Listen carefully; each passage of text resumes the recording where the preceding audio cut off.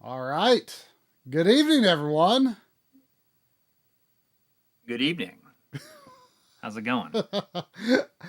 I think based on what I'm seeing in OBS, I think our levels are good. Your long pause after gesturing before saying anything kept me waiting. Your seat. Does everything sound good, everyone? I didn't really change anything, but I changed how the devices are handled in OBS.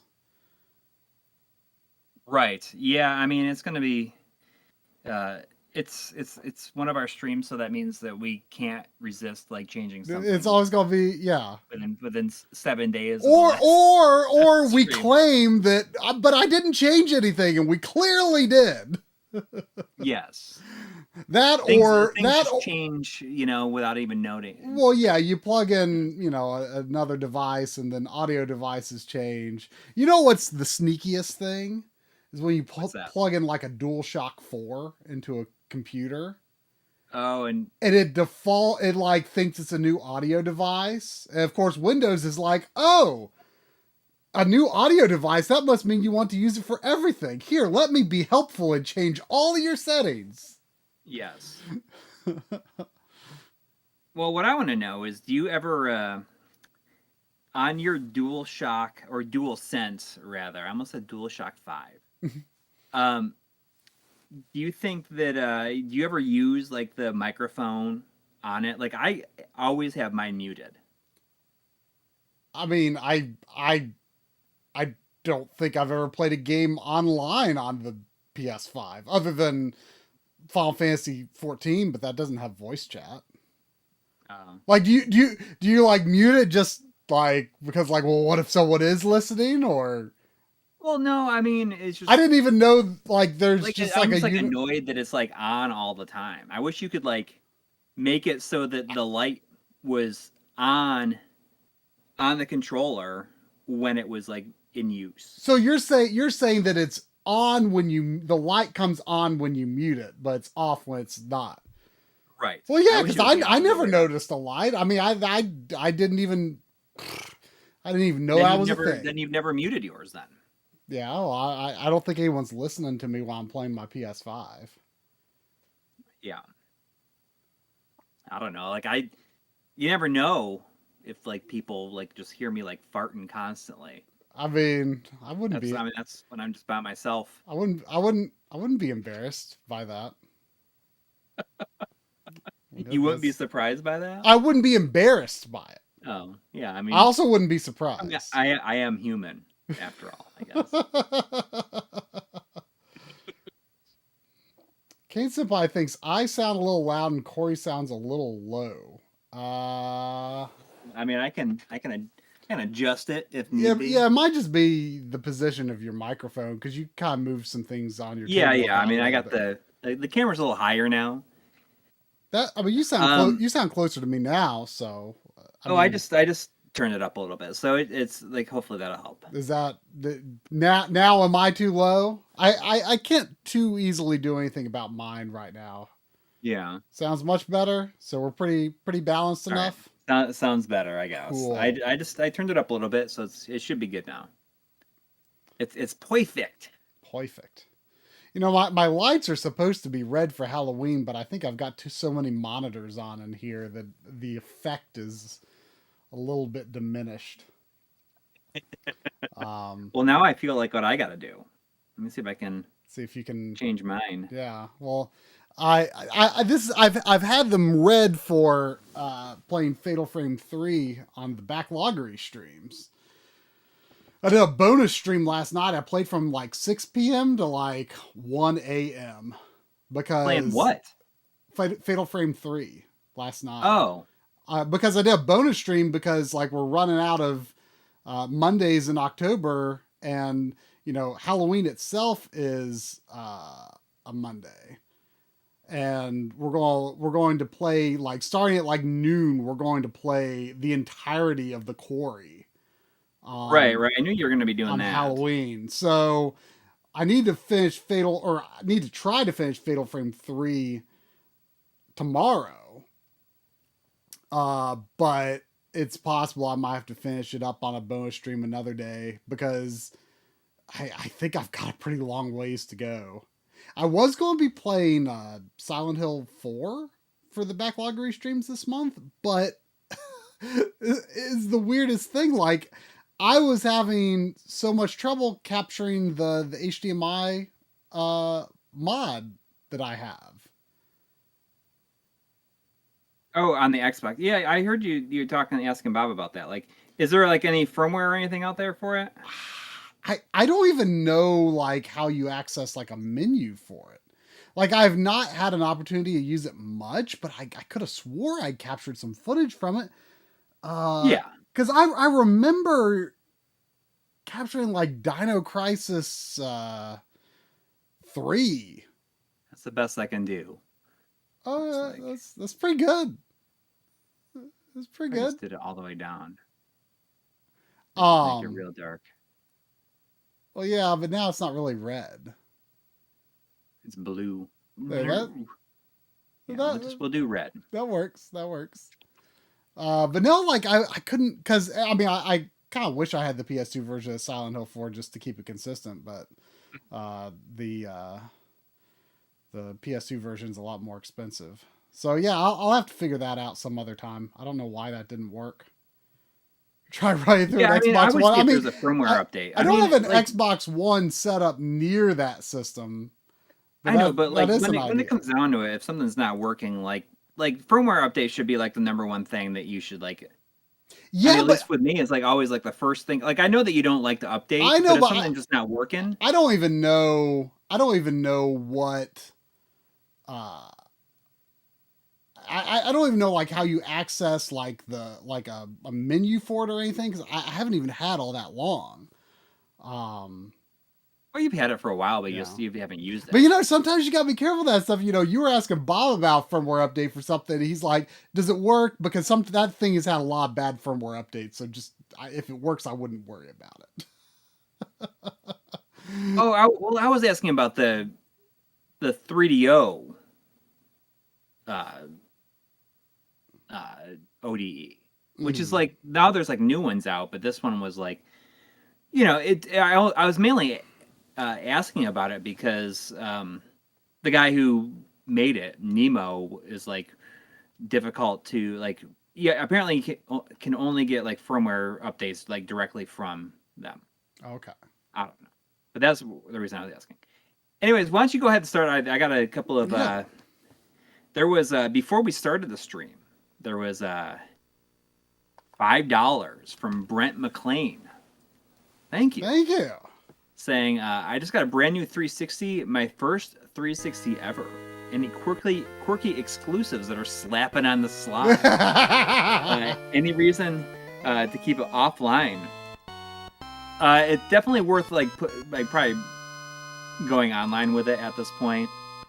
I mean, especially if you've already, if you already have an account. I guess first 360, but maybe you have like an Xbox One. Let me check my games for it. You know, I was relatively late to 360 myself. I didn't get a 360 until the Xbox One was already out. And I didn't get an Xbox One until the Series X. Or not Series X, One X.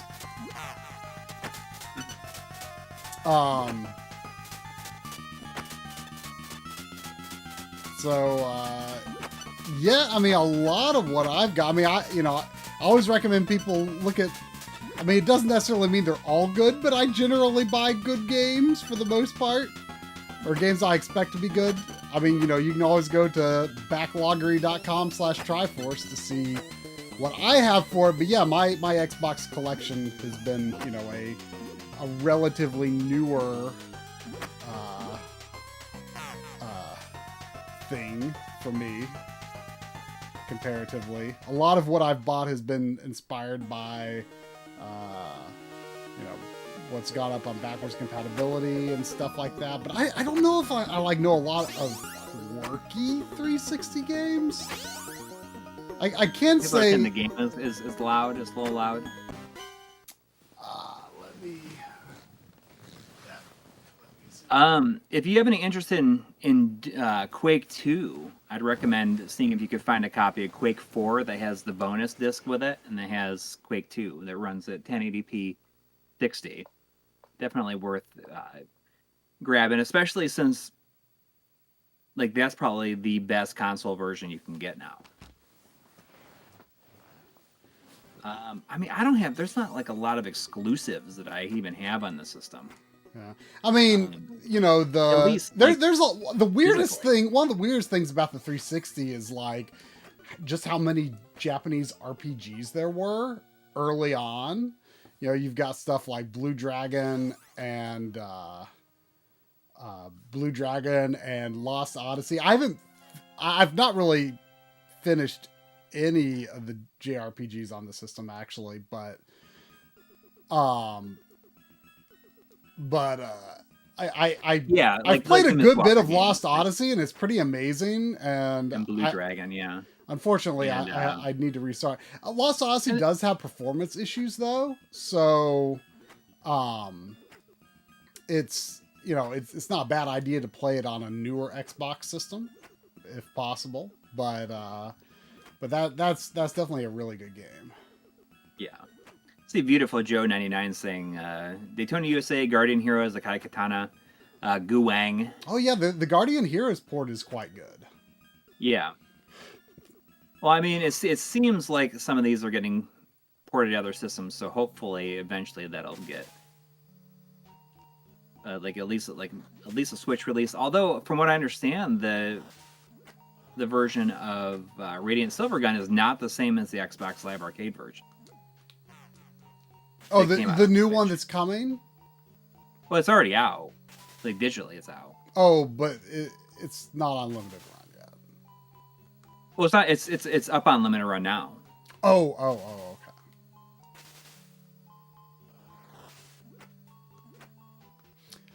You know, I was going to play, or I was leaning toward playing The Tourist, which came out on Super Rare. Like Monday, I think? No, it was last week, I think. But like it shipped really quickly. Well, they only ship the stuff that they already have. Yeah, well the difference with them is their stuff actually is limited. Very limited. Although they have it all in hand. They do have it in hand, so you can get stuff really quickly. But I did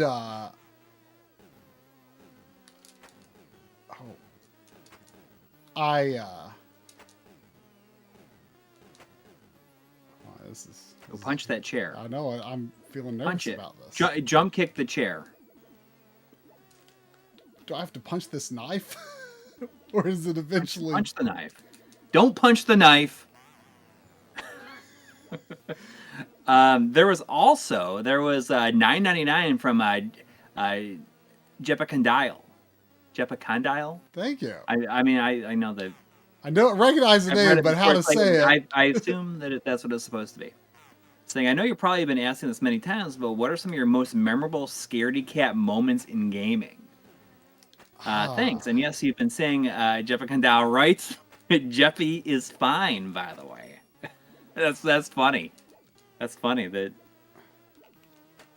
I'm glad that we've been saying it right. And it's like right there in the comment. I mean, I can't remember having an elaborate moment necessarily. I mean, you know, back when I was first getting into horror games, I actually kind of found that the more people had hyped me up of this being like, oh my gosh, this is so scary, versus games where they're like, oh, this one isn't very scary, like that shifted my expectations. And I was actually ended up being a little more scared by the ones that people told me weren't scary and less scared by the ones people did tell me were scary. I think I am supposed to. Okay, yeah, I think I without a doubt, probably the the scariest thing for me game wise was probably playing RE7 in VR. Like Oh. that, it like really like freaked me out. Just because like the setting for that is pretty scary to me, for one thing. Just the I don't know, it makes me think of Texas Chainsaw Massacre. Like backwoods like hillbilly cannibals are very scary to me. I gotta say. I've talked about it before, I think, on the stream, where like when I was a teenager, we would go to like the video store and we would rent like all kinds of just like these really ultra low budget direct to video horror movies, because I thought they were real scary. And there was one specifically called Lunch Meat that like the cover was so scary to me. It was just like this guy, and like is definitely like a cannibal, like hillbilly. He's like in some overalls, and he was like eating like a severed arm, and it was just like right on the cover of this movie. And that really scared me. But but playing that in VR like reminded me a lot of that kind of situation, of just like those kind of movies, I guess. And just like not knowing that something could come out at any time, like it was exhausting. Mm-hmm. It was exhausting. I had to stop playing it in VR like about halfway through, because every time I just felt like I needed to like rest for days afterwards. I've only kind of tinkered around with RE7 in VR. Like I played the Chris DLC. But aside from that, not a lot. A Nerdly Pleasure says to stay on one side of the screen, and that's the best way to handle the knives. Yeah, I was kind of thinking the same. The reason I was chasing it around at first was because I thought that maybe I had to pick it up. Oh. But then I figured out last run that you just hit it like 3 times and it finally dies. What are we gonna get? Lunch Meat VR? I don't know. That sounds horrifying. But we did eventually rent it, and it was like not that gross, but it was still like creeped me out. We've something, we always have a lot of fun with the backloggery streams in October, and since we've been using Mix It Up, to have like to link like Twitch alerts into like actual things that happen on stream.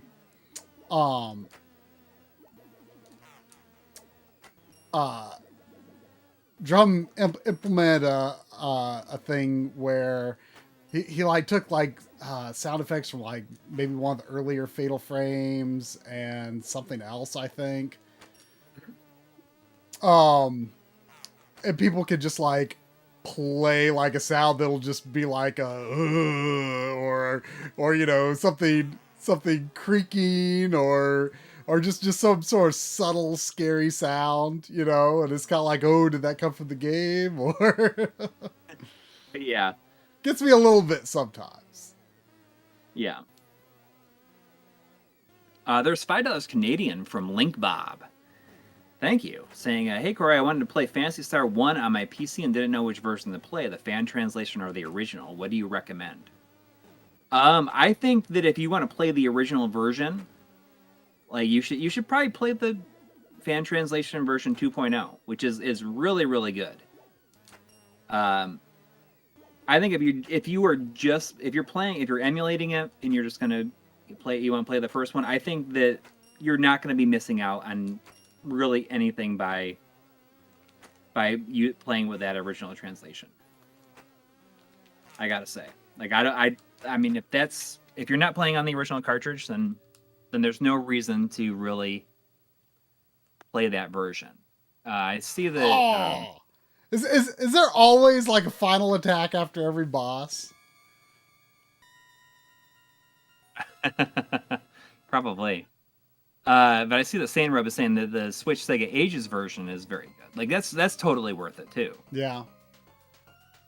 And that's a good version to play with the original translation. But if you want to just like emulate the original game, then I think that the version 2.0 fan translation is very good, and it's done in a way that it brings a lot of the naming stuff into. Oh, geez. What? It just gets you. Oh, it's like a whole other level. That's cool. Got a little Rondo of blood action there.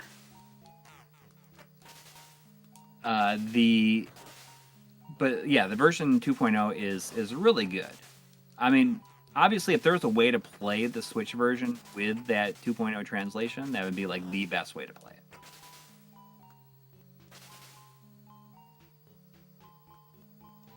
it. That won't happen.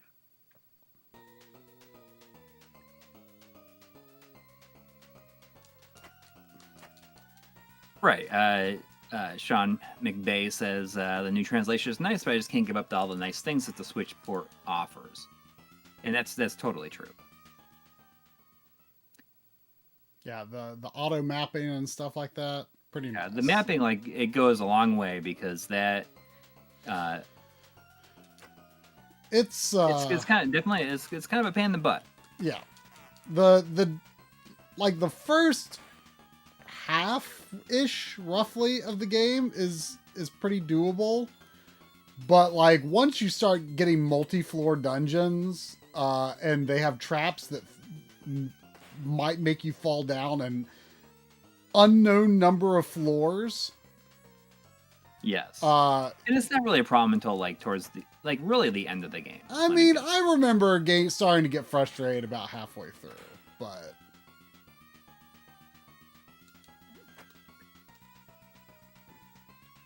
I mean, there was times where we just the first time I played through that was just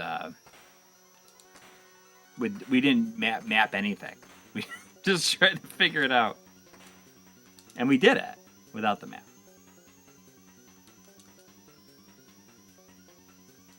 That's Mr. Chainsaw Hands. Apparently I like it that he's got these like meat puppets, like these meat blobs with just chainsaws in them. Like, are they even running, you think? Do they need gasoline to run? I don't know.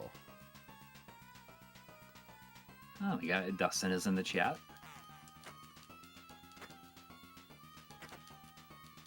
Speaking of chainsaw hands, I mean, this wasn't a movie with chainsaw hands, but it was a Sam Raimi movie. Drum and I watched Sam Raimi's Drag Me to Hell. And I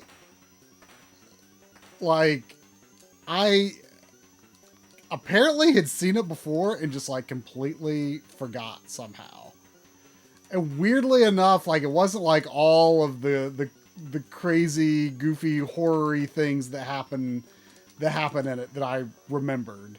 It was like the mundane stuff like early in the movie in the bank. And I'm like, I've definitely seen this. Like, I know I have seen this, and I just remember nothing about it. Have you ever seen it? I've never seen it, no. It's it's interesting. I mean, it's definitely got an Evil Dead-esque tone to it. Yeah. Where it's like... Well, I mean, that was wasn't that like he'd been doing some bigger budget things, and I think that was his... little return to form. It was the one for him, mm-hmm, I guess. Mm-hmm. Yeah, I mean, it's like... It's probably somewhere between Evil Dead 1 and 2, like, just in terms of, like, it's not, like... totally outrageously goofy like 2, but it's pretty goofy. Whoa, I can't believe I actually got that guy. I kind of have the feeling that you kind of just want to go for it because it seems difficult to actually get a hit in and then get safely away. There was $5 from Andy64. Thank you. Say next week marks the 31st anniversary of Craig Stadler's Tour Championship victory. Congratulations, Craig. You think you can get inside mine? Pandemonium did this really great like music video. Like he like took Craig Stadler's like voice bits from the Saturn game and made like auto-tuned like a song with it. It's pretty great. Speaking of Pandemonium, like you've seen his multi-hour documentaries, right? Me? I mean, you know. I mean, I know of them, but I still have not gotten around to. I am still uninitiated, basically. But that not for lack of interest. Just I just always forget to check out stuff and never have time to. Well, I kind of had an opportunity to talk to him a bit recently because he's doing a video and he needed like a contact with like hopefully like digital pictures like related. And I was able to help him out with that. And I'm like, oh, do you want to be on the stream sometime? Yeah. And I'm like, he said he definitely would be, but he works apparently like at exactly the time. Really? Is he in the U.S. and works night shift, or is he? Yeah, he's in the U.S., but he works as a reporter. But I don't know if he has like something on the side also. But he says that he is usually like working at this time. Like I don't know, maybe he works like on the news, like doing at that exact time. Mm-hmm. I mean, I don't know. I don't know if he's like an on-air person. He very well could be. I knew that he worked as a reporter.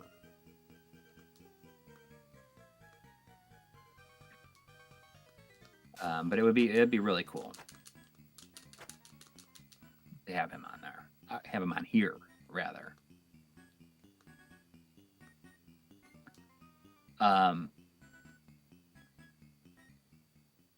So this week, like as I was working on various stuff, like I gotta apologize obviously because the episode is not out. Like I should be finished with it tomorrow, so probably looking at like a Tuesday release. Mm-hmm.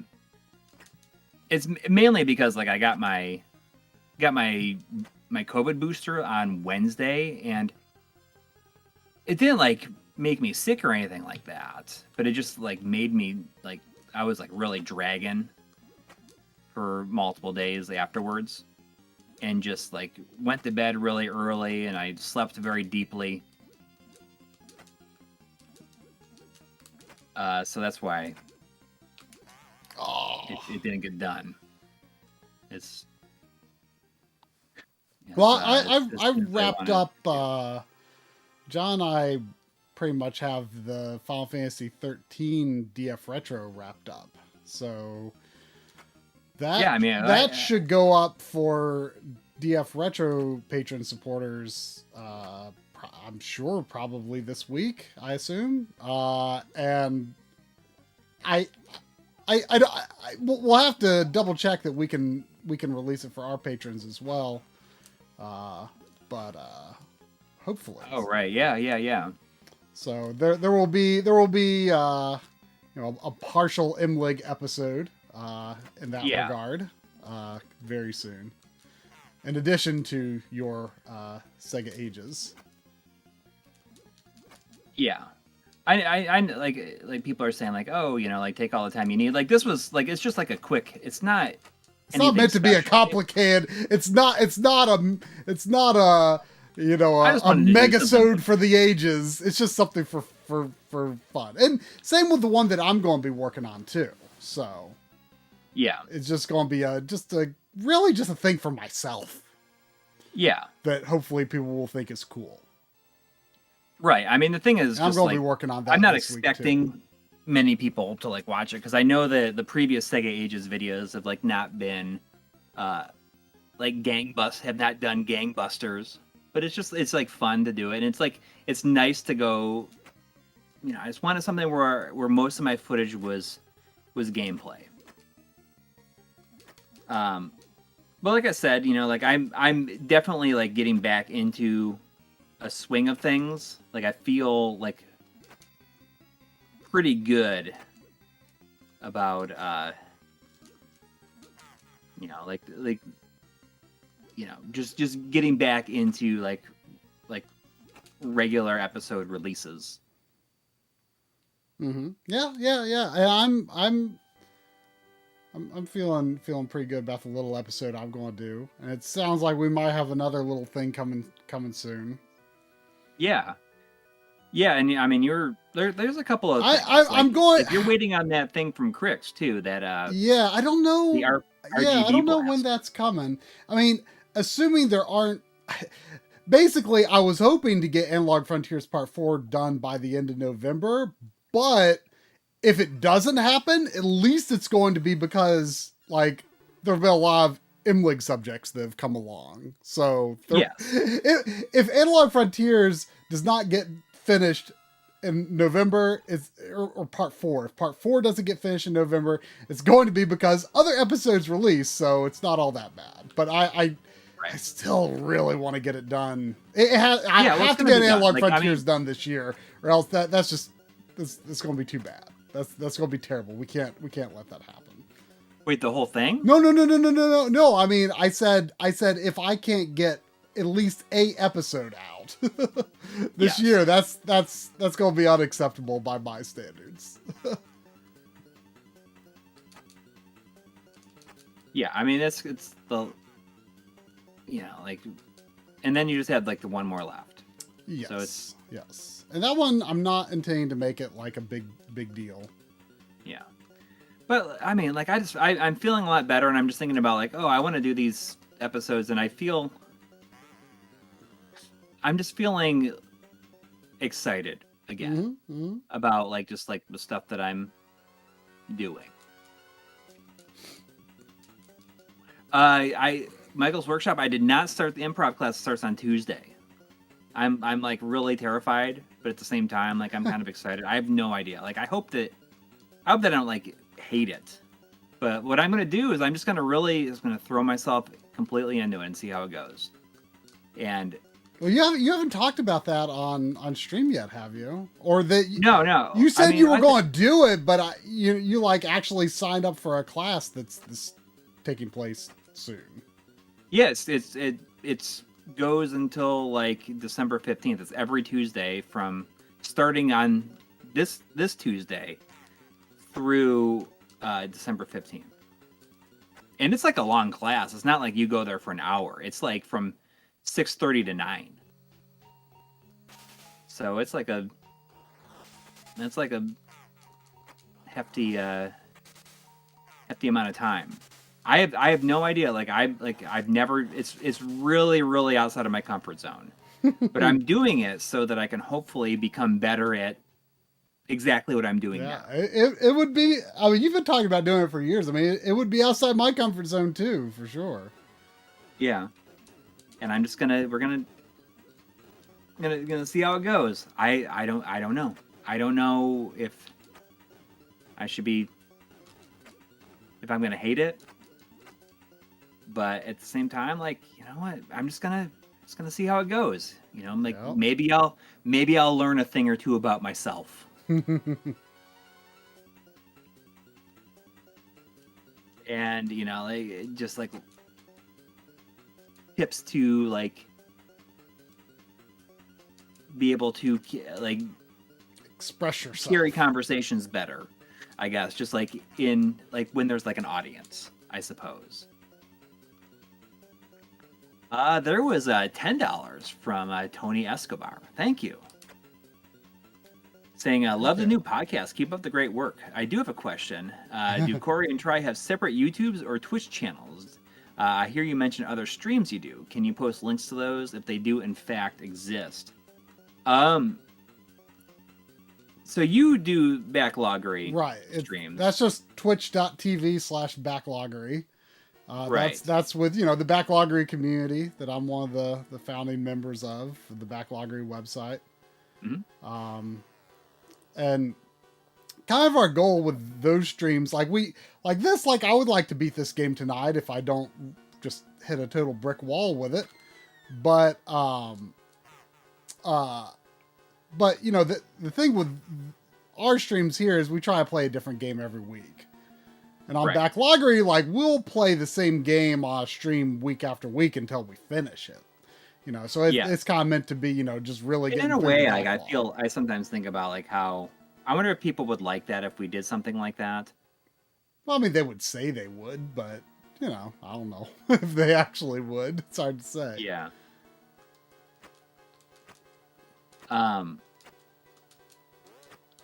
But like, I mean, other than that, there's no other, no personal stuff. Like maybe, like, we created them, but like at no point have we like done anything like on them.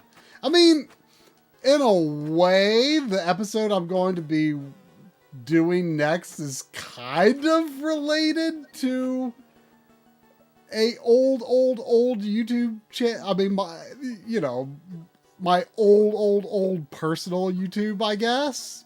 But I mean, no, it's nothing that we do anything actively with. The only thing we're active, or I am active on outside of outside of MLiG is the Backloggery streams. And you know, we're also, you know, we collaborate with DF Retro and stuff like that, you know, so, you know, watch Digital Foundry and you'll sometimes see us. Yeah. Not often.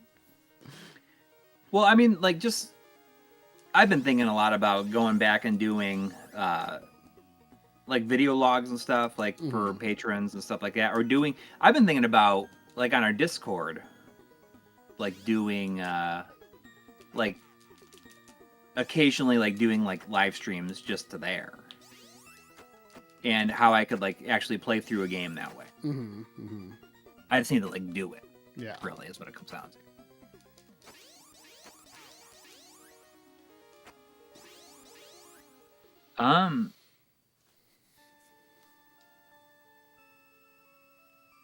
Super chats aren't showing up in the scroll. If you're talking about the one from Tony Escobar, that's because it came through like the Streamlabs.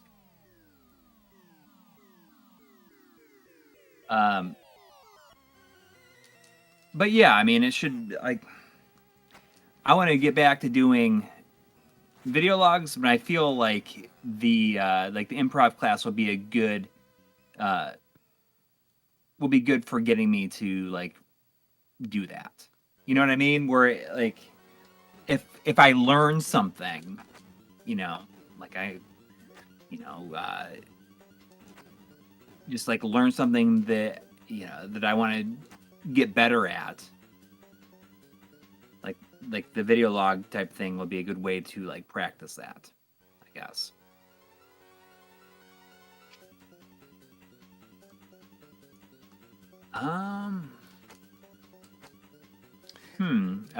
Does anyone is anyone familiar with this game who has like a recommended route through this level?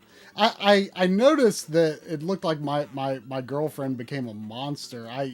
I forget, you know, I because, you know, there was the DF Retro video on this game last year, and I forget the details. Like, I forget if there's like a different ending where she doesn't become a monster, or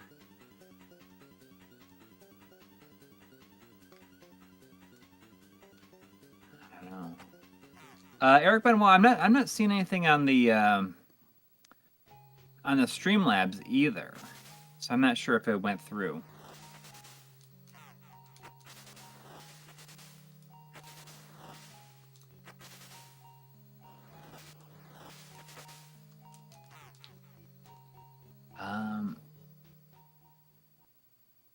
But someone was asking, like, what is the podcast? So me and Chris from Classic Gaming Quarterly just have a podcast where we just like BS about stuff, and then you just started.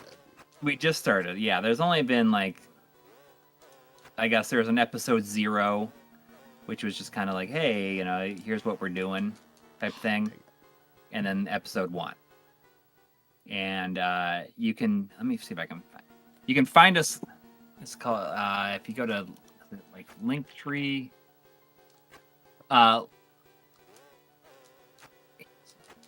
We have like the best ever Twitter handle. The Twitter handle, but it's like also like everything.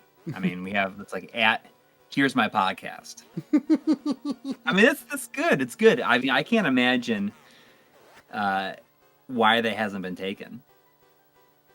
It's amazing. The next podcast episode is going to be DisplayPort versus USB-C. No.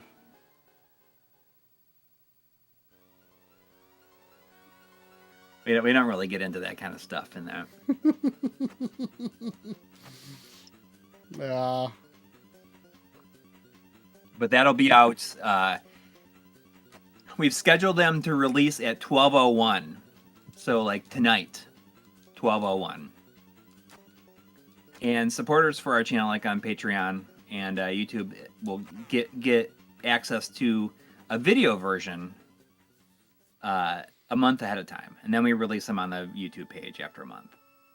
Or if they're on the YouTube page, we'll make them public on the YouTube page after a month.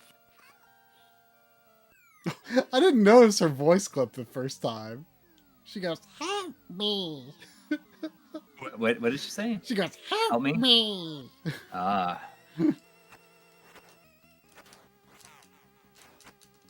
jeez. Oh, you didn't see her the first time? No. She's like, there ain't no coming back from that. Mm-mm. No. It's like Resident Evil transformation. It's like, you know, all these people that like, you know, transform. It's like, man, that's a commitment, you know? Yeah. I mean, wait. Oh, you saying Resident Evil? Yeah. Yeah, exactly. I mean, I think we may have talked about this before. It's like, you know, this is my last attempt at trying to become, like my last attempt at trying to defeat you. It's like, and then right, you well, like actually defeat them, like and then you're stuck like it. Yeah. Yeah. like I always think of that guy who like turns into like the big fish in 5. Yeah. I'm like, well, I'd rather die than be like stuck as that thing forever. But didn't right? You know, I feel like Resident Evil 8 kind of implied that that you could, that at least with the, you know, biohazard in that game, that you could turn back, because when you find Dimitrescu, she says, "Oh, you know, Mother whatever her name is the only one who's ever seen me in this form, so you're very lucky." So that, I feel like that's the only time that there's been an implication that you could turn back. That you can turn back. I don't know. That seems.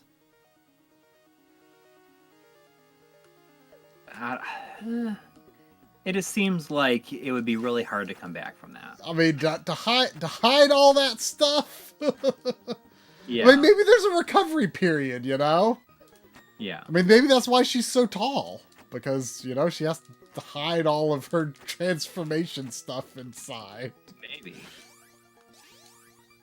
Did you see any of the Resident Evil 4? Like, no, I didn't, and like like part of me is like, oh, maybe I just should not watch it, but part of me is also like I'm kind of nervous about that one. So like I kind of want to have the right expectations going into it, you know? So I think I will go watch it, but I just skipped through it. I mean, he definitely has some quips. I heard that the bingo line is still there. Yeah. So I mean, does that gives me some reassurance. That gives me some reassurance. I'm still a little unsure about the accents though, because the initial trailer made it sound like Sadler just sounded like an American, which seemed weird to me, but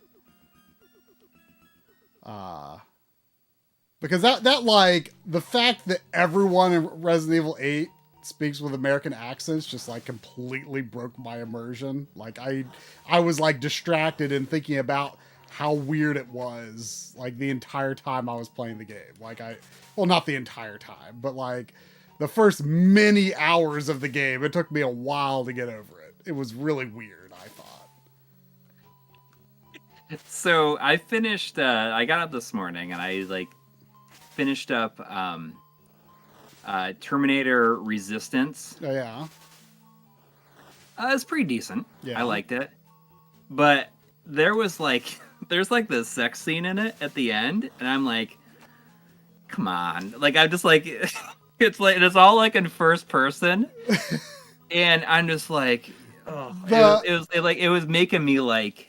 I mean, I've played. Like I don't want to use the word cringe, but it was definitely making me feel like they're really doing this. I mean, I played like the first level of that game when I got it, and I feel like the technology in that game is not up to the task of conveying that.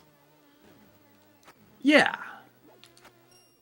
I mean, I like the game like as a. Pretends that anything after 2 doesn't exist, which is nice. And it's cool, like, but it also does a really good job at like saying, like, well, that that world that you see at the beginning of these of 1 and 2, like that would not make for a very interesting movie. Like the setting is just not. At the end of the world that you see at the end of what? Or at the beginning of 2 and like interspersed throughout. Yeah. Well, I mean,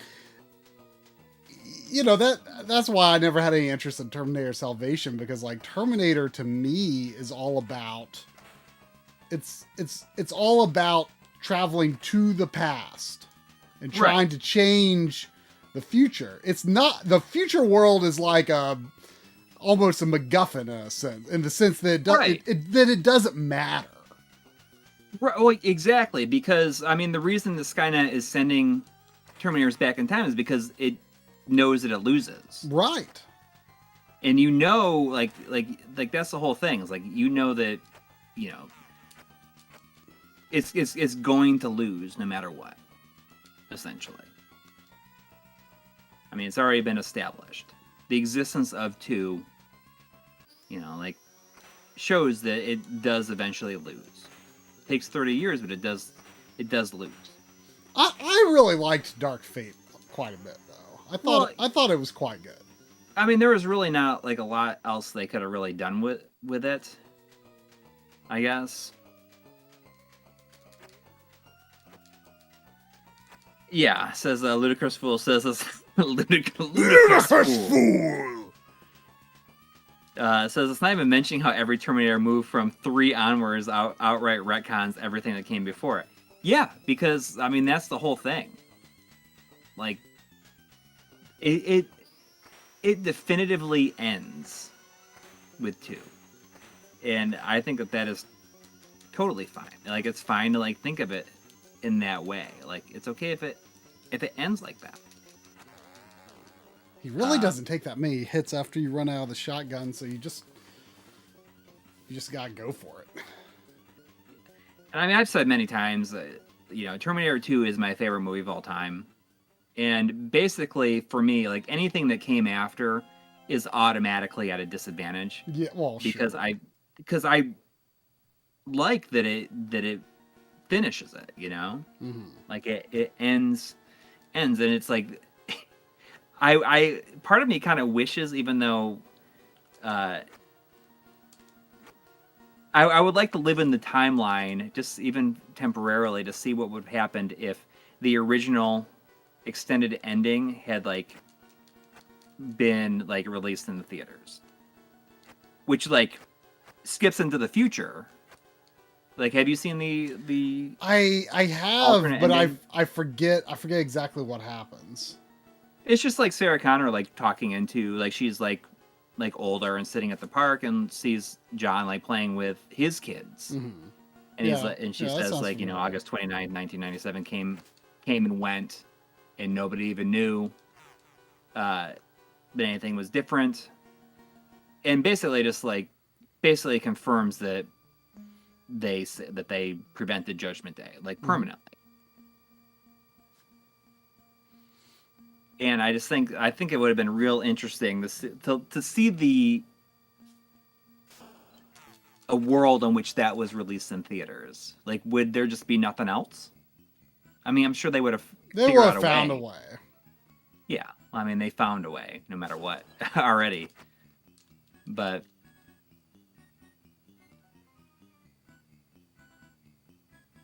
yeah, I mean, the game was pretty good. Like I liked its like the music was one of the best parts because it used like the full theme.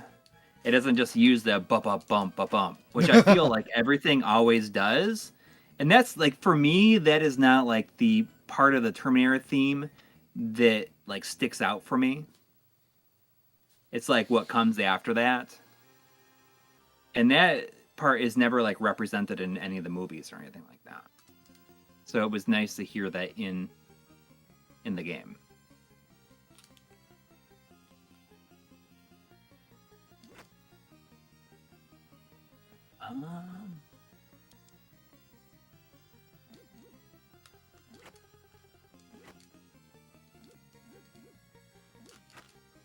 But I mean, it's very rare that like a part of a game like makes me like feel like embarrassed. But like the love scene in there like definitely made me feel that way. Like embarrassed for like they didn't need to do this. And I know it's just because they wanted to use like the acoustic guitar version of the music that plays like when Sarah Connor and Kyle Reese like get together in the original. Like they wanted to use that piece of music.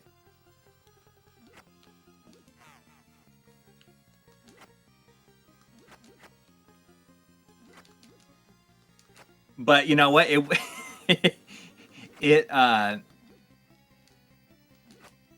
like if it was just like it happened, it would have been one thing, but it keeps on going. And it like fades out and it fades back up to like different parts throughout, and it's like so it's like the equivalent of the Matrix rave scene. Where it's just like, oh my gosh, it's not ending. Why is it not ending? It's not the fact that it's like not ending. It's just like it's just completely unnecessary. I mean, it's unnecessary and like just bizarre, but like I remember watching it in theater. I'm just like, okay. Do you want me to find it? Movies? No. I can post it in the chat for people. Do people in the chat want me to like find it? But like when I was watching, when I was watching inappropriate Matrix Reloaded theater, I'm like, okay, whatever. Movies got a movie, and then I'm just like, oh my gosh, like wait, this isn't ending. Why is this not ending?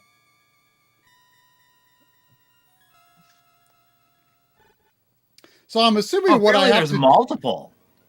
Oh. You can get together with like different.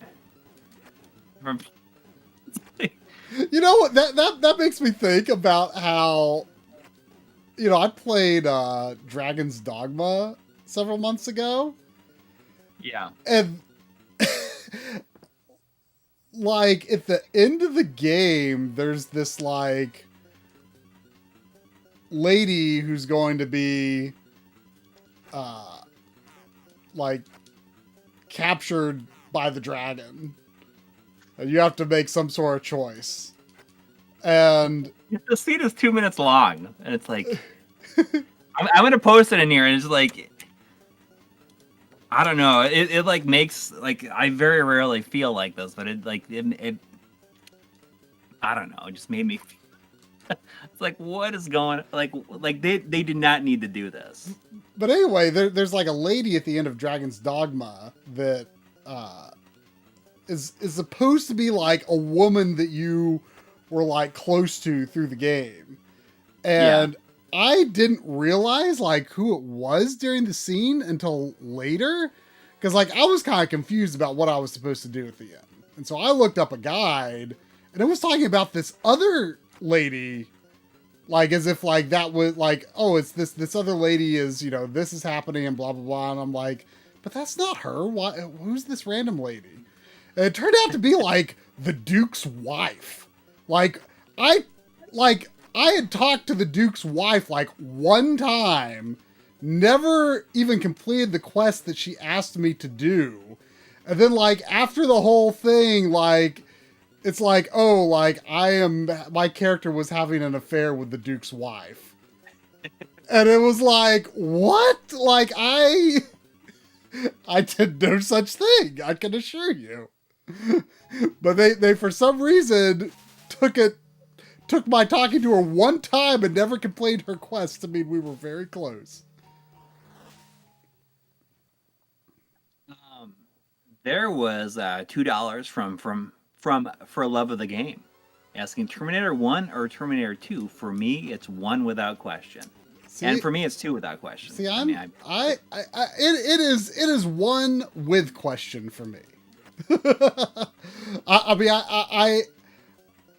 I do think I like the first one the best. I got to admit.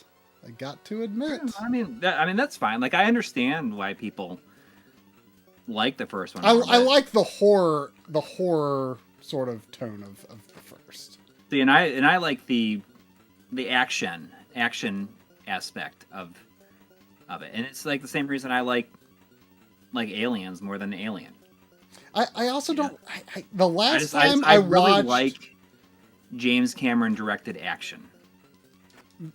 The last time I watched Terminator 2, I was like, you know, I kind of don't like John Connor. Well, I mean, he's a kid. He's not. Yeah, he's like 13. He's a kid. Like, you're not gonna like him. The whole point is that, you know, like, he believes it's all bull crap anyways, until like it's not, and then he's like not a stupid kid anymore. Like there's definitely like a change.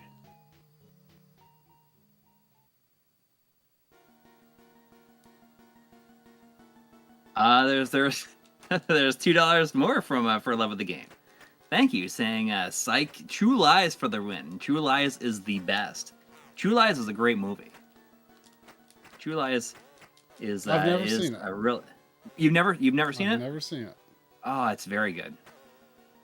I mean, it's just like a pretty standard action movie, but the way that it's like, it has some good humor in it, and I mean, it's just it's a good action movie without any like elaborate like sci-fi stuff in it, and it's good.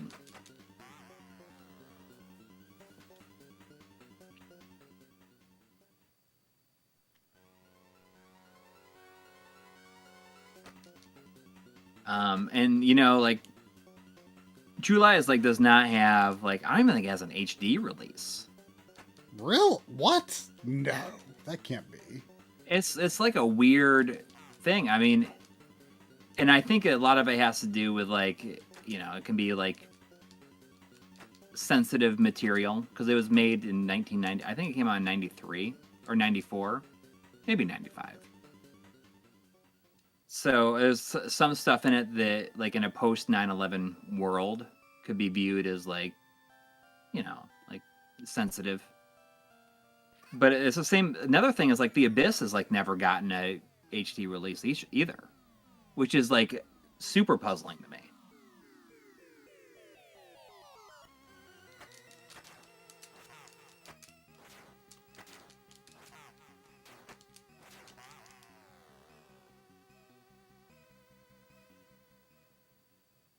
Um,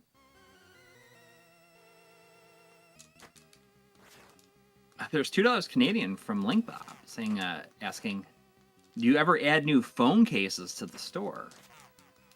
I mean, like I didn't even know is that technically a thing I didn't we even get offer? like socks. I mean, I just like chose all the stuff that you can do, and I feel like I mean, it's just like print on demand type stuff.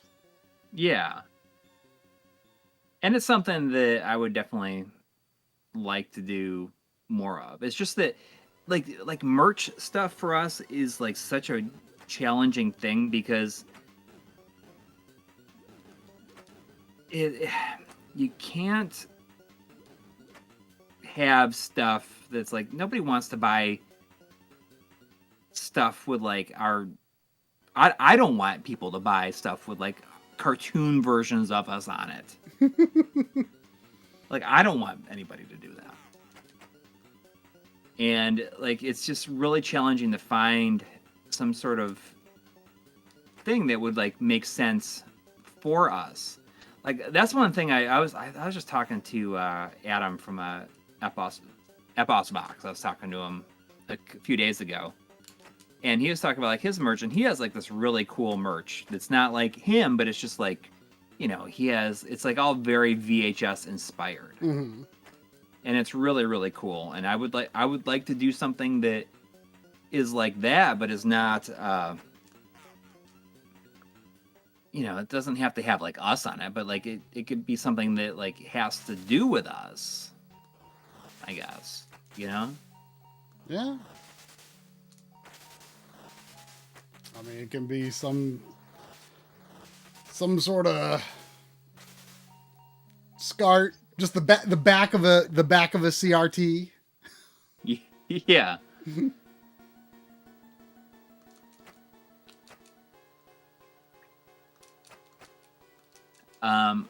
That's always what I want to do in a video game. Is like I want to see like can I see the back of the back? There's a lot of CRTs in Terminator Resistance. Oh yeah. Yeah, just like in the houses, because the world ends in 1997. Yeah. Aaron Welsh had $2. Thank you, saying there's never gonna be a Coury and Try bobblehead. No. I mean, I think it would be kind of hilarious. Yeah, Smith is asking if there's ever going to be a shirt that says "That's good," which maybe a shirt that just says "Cool decision" on it. I mean, it could just be a stupid soundboard. Although, I mean, I did order a truck hack T-shirt the other day. Oh yeah, I had to. Like I felt like, I mean, the thing that sold me on the truck hack T-shirt is the tagline that just says "Ain't no seatbelts." Like that was the thing that I was like, you know, I feel like I kind of got to have this truck hack.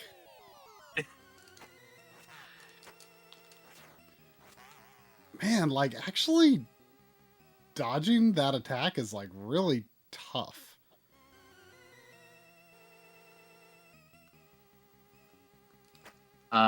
There was also $5 from Dad1153 saying my pre-order for Analog Pocket is finally shipping. Do you guys still have and play your review units? Are any updates, mods perfect? Room for improvement?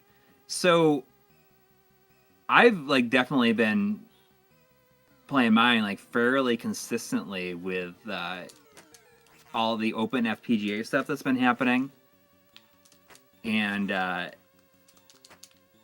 like this is like the perfect time to get it, because what I would do is just like get an SD card that is like, you know, has like 200 gigs of space, 256 gigs of space on there, and there's an updater for it that will just like automatically download the like all like the different cores and stuff, and just like add them to the SD card, and it's amazing. And like PC Engine just came out. Whew, can't believe And I did it. I mean the stuff that's been happening with the Pocket has been really, really cool and really exciting, I think. Is that the end of the game? No, I looked up. There's 6 stages. I think stage 6 is pretty short.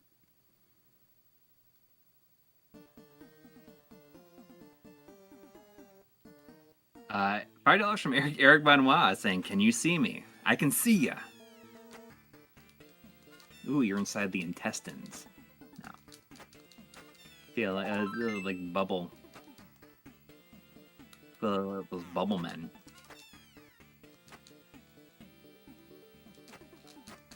Eric Benoit became a sponsor. Thank you. But we can see you. If you have like another question, or if you want to, I know you said you put something in earlier. Let me know. But yeah, I mean the Pocket is like there's so much cool stuff happening with it right now, and like the Protego cores haven't even hit yet. And when that stuff happens, whew, oh, so is that definitely happening? He's definitely working. Oh yeah. I mean, he's been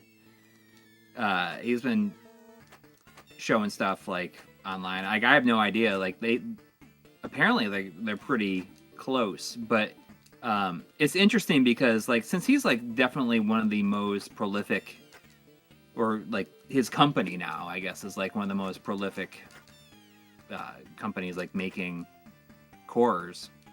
Like he actually told Analog saying like I need this stuff in the firmware to be able to do it, and like they were putting stuff in there. Wow. Like that he needed, because he needed like certain things for like dip, like to do like dip switches and stuff like that. Mm-hmm. So that's cool. I mean, yeah, I have been unusually disconnected from, or maybe not unusually disconnected, perhaps I should say more disconnected than usual, from all of the I think I was right at the boss or something, because I could see something coming on the right hand side.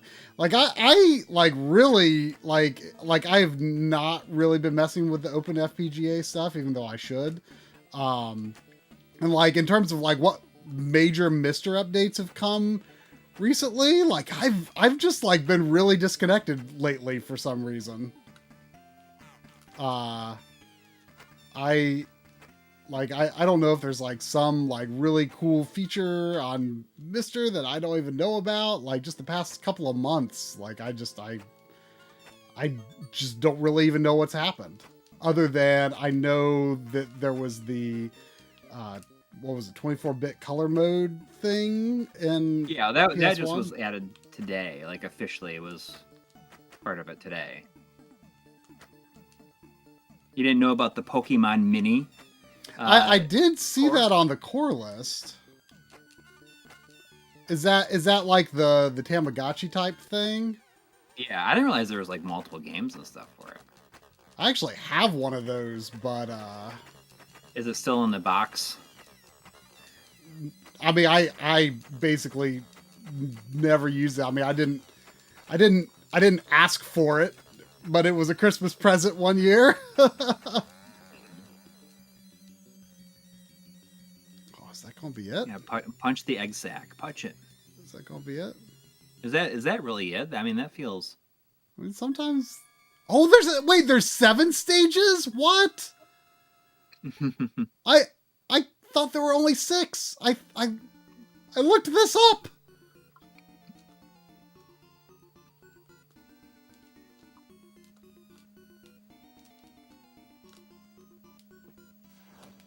Whoa. It's got nothing else. It's just going to start throwing like flaming logs at you. You know, like you can't get hit by the.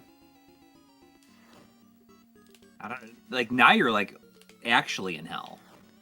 Basically. The only way to get to hell is to go through like the intestines of Satan first, I guess. Hell is Satan's toilet bowl.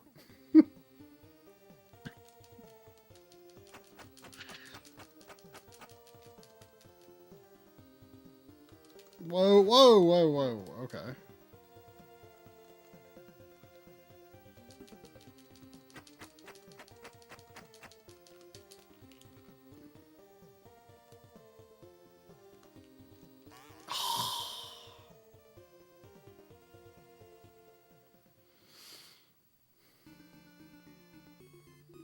Please tell me. Okay, though, you've got plenty of continues left, don't you? I might have one or two. But they're going to make me play the whole level again, even though it's pretty short. It's a little intense. Bit of a warm-up for the boss, I guess.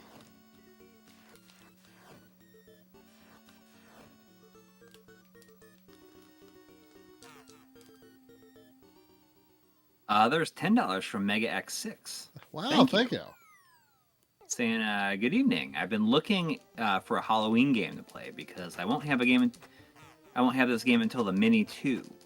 I've landed on Dead Space and a Plague Tale Requiem, the latter of which is phenomenal. Ah. People were just talking about that. Is Requiem like the second one? Innocence is the first. I got Innocence on PS5 a while back. And I was kind of leaning towards starting it really quickly, but I never quite got to it. Not yet. Oh yeah, look out for that.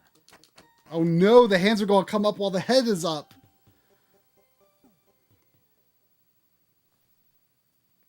Oh! Still got a few chances here. Still got a few chances. I was thinking about playing that, whatchamacallit?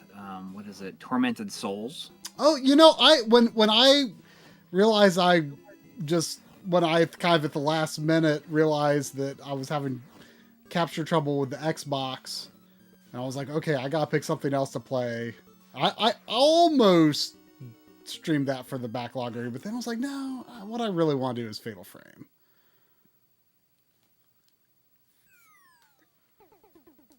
Yeah, I mean, it looks pretty cool. I mean, I wonder how long it is.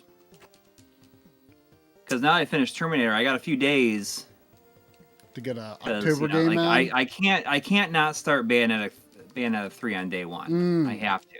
You know, like it's just the way it is. You know, like I have to. Urameshi is saying, I love Tormented Souls. Do you know, how long was it? I mean, if it's like 10 hours, that sounds doable. I mean, I guess I could always just, like, look it up, right? I could just look it up on how long to beat. Although, I will admit that I've been thinking a lot about looking up how long games are and how long to beat, and less often. What? Thinking about doing it less often. Ooh, did I do it? Yeah. Whoa, I just got like a bunch of points. It's saying 8.5 hours. Main story is 8.5 hours. I just got a bunch of points and like maximum lives for beating the boss. When I say maximum lives, I've never seen that many lives before.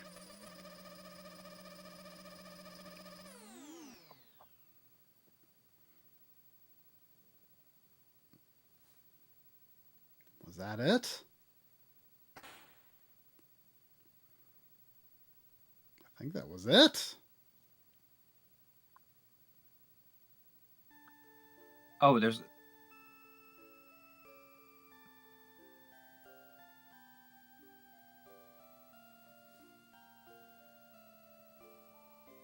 I guess that was it. People are saying, get ready for another boss. There's $2 from Crusher Bad 64. Speaking of Bayonetta, thoughts on the situation? I mean, it's bad to speculate too much, you know, but it's like no matter where the truth lies, it's obviously a sad situation. Yeah. Just because, like, I don't think, like, I mean, she seems to be in a hard spot, you know. Yeah. It seems she's not necessarily in a good place, and that, you know, it's a really unfortunate situation. But you know, I it's just, but like I say, you know, it's tempting to speculate and you know, wonder, you know, what's going on. But I don't think that's too constructive. Yeah. Sadly, I mean, I haven't seen anything like since the Bloomberg article. yeah. And for one thing, I you know, like, I think it's probably bad to like jump in on one side without hearing like what the other side said, because now it's like, okay, I as far as I know, I think like Jason Schreier's like the only one that's seen like the documents Documentation. showing But like, I everything. don't You know, like, like, he, you know, he's very much has a reputation for like sticking up for like workers and stuff like that. Like, he's not going to post something that he's like not that he is, unless he's like confident in its accuracy. You know, he's not going to post something like potentially like harmful to people, you know, trying to get better wages and stuff like that, you know. yeah, But I mean, I ultimately, I think, you know, a lot of people are like, "Oh, she's lying," and I think the reality may be more that I think she misunderstood. I think she misunderstood where the negotiations were. Uh, you know, the implausibility. I think she misunderstood how big Bayonetta is. Like, I think she thinks it's like this massive, like huge thing, and it's kind of not. yeah. It definitely isn't. Like, I don't know how she could like misunderstand. I mean, obviously, like, she had to have like an agent who's helping her like negotiate this stuff to an extent. Oh, Mr. Do, we do not have PC Engine hard lock, unless I accidentally just entered like a reset key. Does anyone know if there's like a hard loop in this game? Is Can I mark this complete on my backloggery, or is it harder after? Is there a harder loop? Does anyone know? I don't know. Hard But I loop. don't know. Like, I don't really know if anything has come up since then. I just think that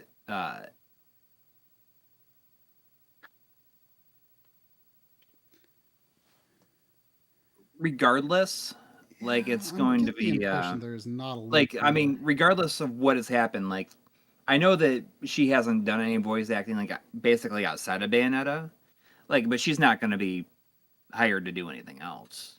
Well, it Like, sounds like she doesn't really want to be. like she She probably doesn't like want maybe anything she to do doesn't with that care. Like, industry anyway.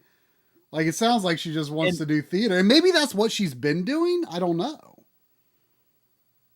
right. I mean, if she wanted game roles, I mean, I don't know why she couldn't have got them, because I mean, obviously, I mean, I think she's pretty talented.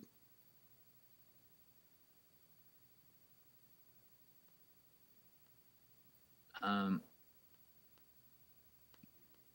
But maybe that's just not what she was interested in pursuing. right. And I think that like a lot of this, you know, like it is bringing the discussion of how much voice actors get paid to the forefront, but at the same time, if like these numbers were there and she was like asking for more, was not happy with like a pretty sizable payday, if like, you know, even if she misunderstood, like it's not going to do any favors Mm-hmm. for the people who like should be making more money for a lot more work. You know what I mean? Does that make sense? Mm-hmm. Like I think that in the long run, it's good that she called attention to it, but I wonder I mean, if she. I think she. I mean, probably. I mean, again, I don't want to be speculating. I mean, we talked about it about But how she like I mean, she's probably omitting that the sum that she probably proposed, or royalties, or whatever, and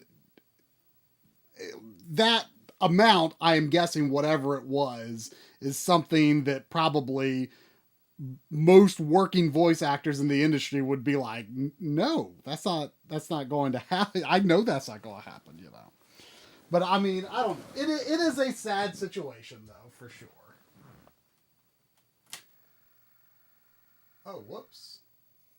Oh. you know you're gonna play next. I accidentally hit the play button on my CD unit. Yeah, the rumors are circulating that she asked for 6 figures, and I think that that's just gonna do more damage, I think. Yeah. Than probably she ever anticipated happening. But I mean, she won't get that at all. Like, I wonder how good the replacement's gonna sound. I mean, I'm sure that it's gonna sound should sound good, you know. But I don't know, like.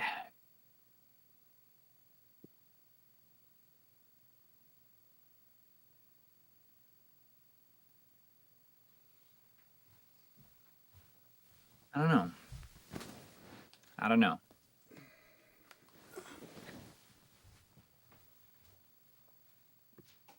And you know, like, I think that it's also sad that, you know, she's calling for everybody to like boycott the game.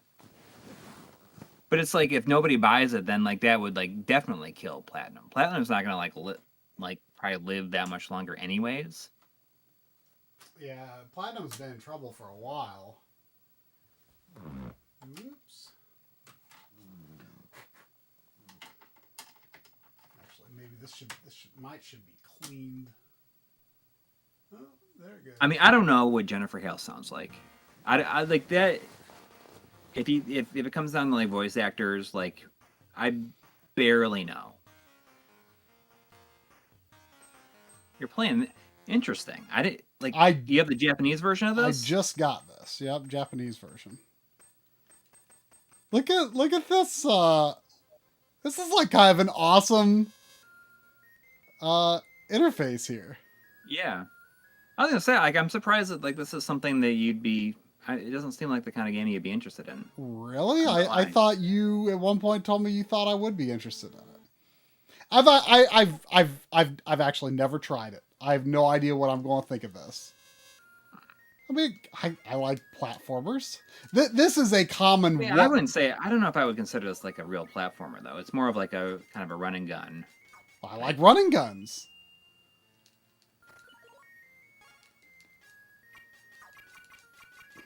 I mean, that'll be interesting. I mean, it's an arcade game, so it's.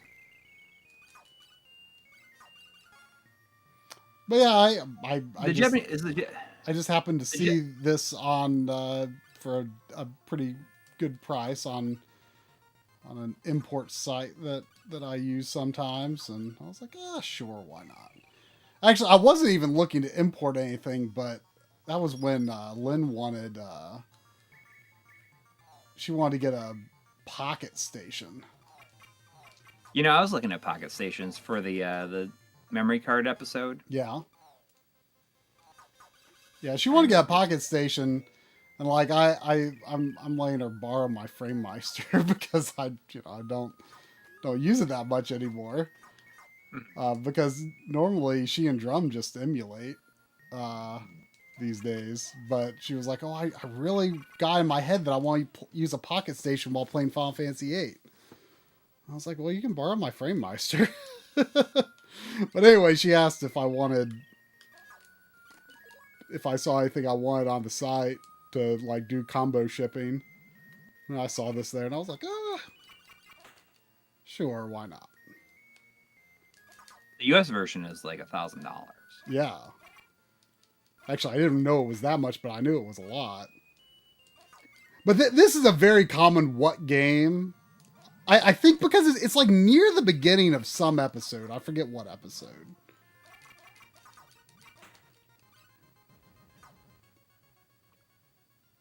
Yeah, I mean it's a good looking game. Like it's like that main character sprite is like a very good. His face is a little weird, but it is impressive. It has like an almost more like Super Nintendo or Genesis like look to it rather than your typical TurboGrafx. Actually, isn't this game? Yeah, I'm pretty sure this is one of the few games that run at 320 pixels on PC Engine.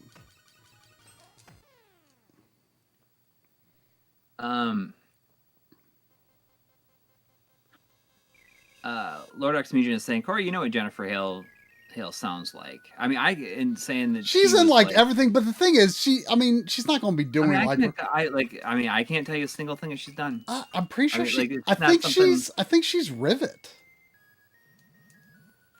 Oh, well, I think. And I think the thing she's most famous for is female Commander Shepard. Okay, well, I mean,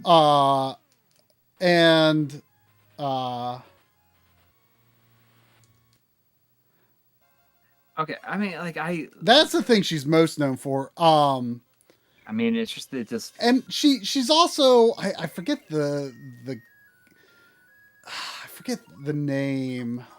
She's some character in Uncharted 4. Well, I mean, but I can't even remember. Or at least I think I can barely tell you anything about Uncharted 4, period.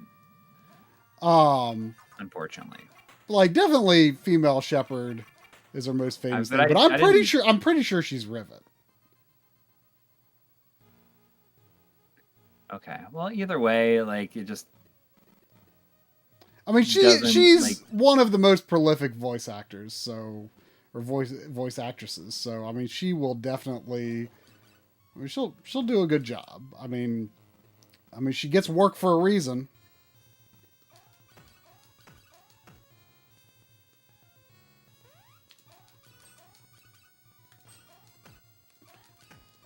Is that like an eyeball that opens up in his crotch? Uncharted 4 is the best Uncharted.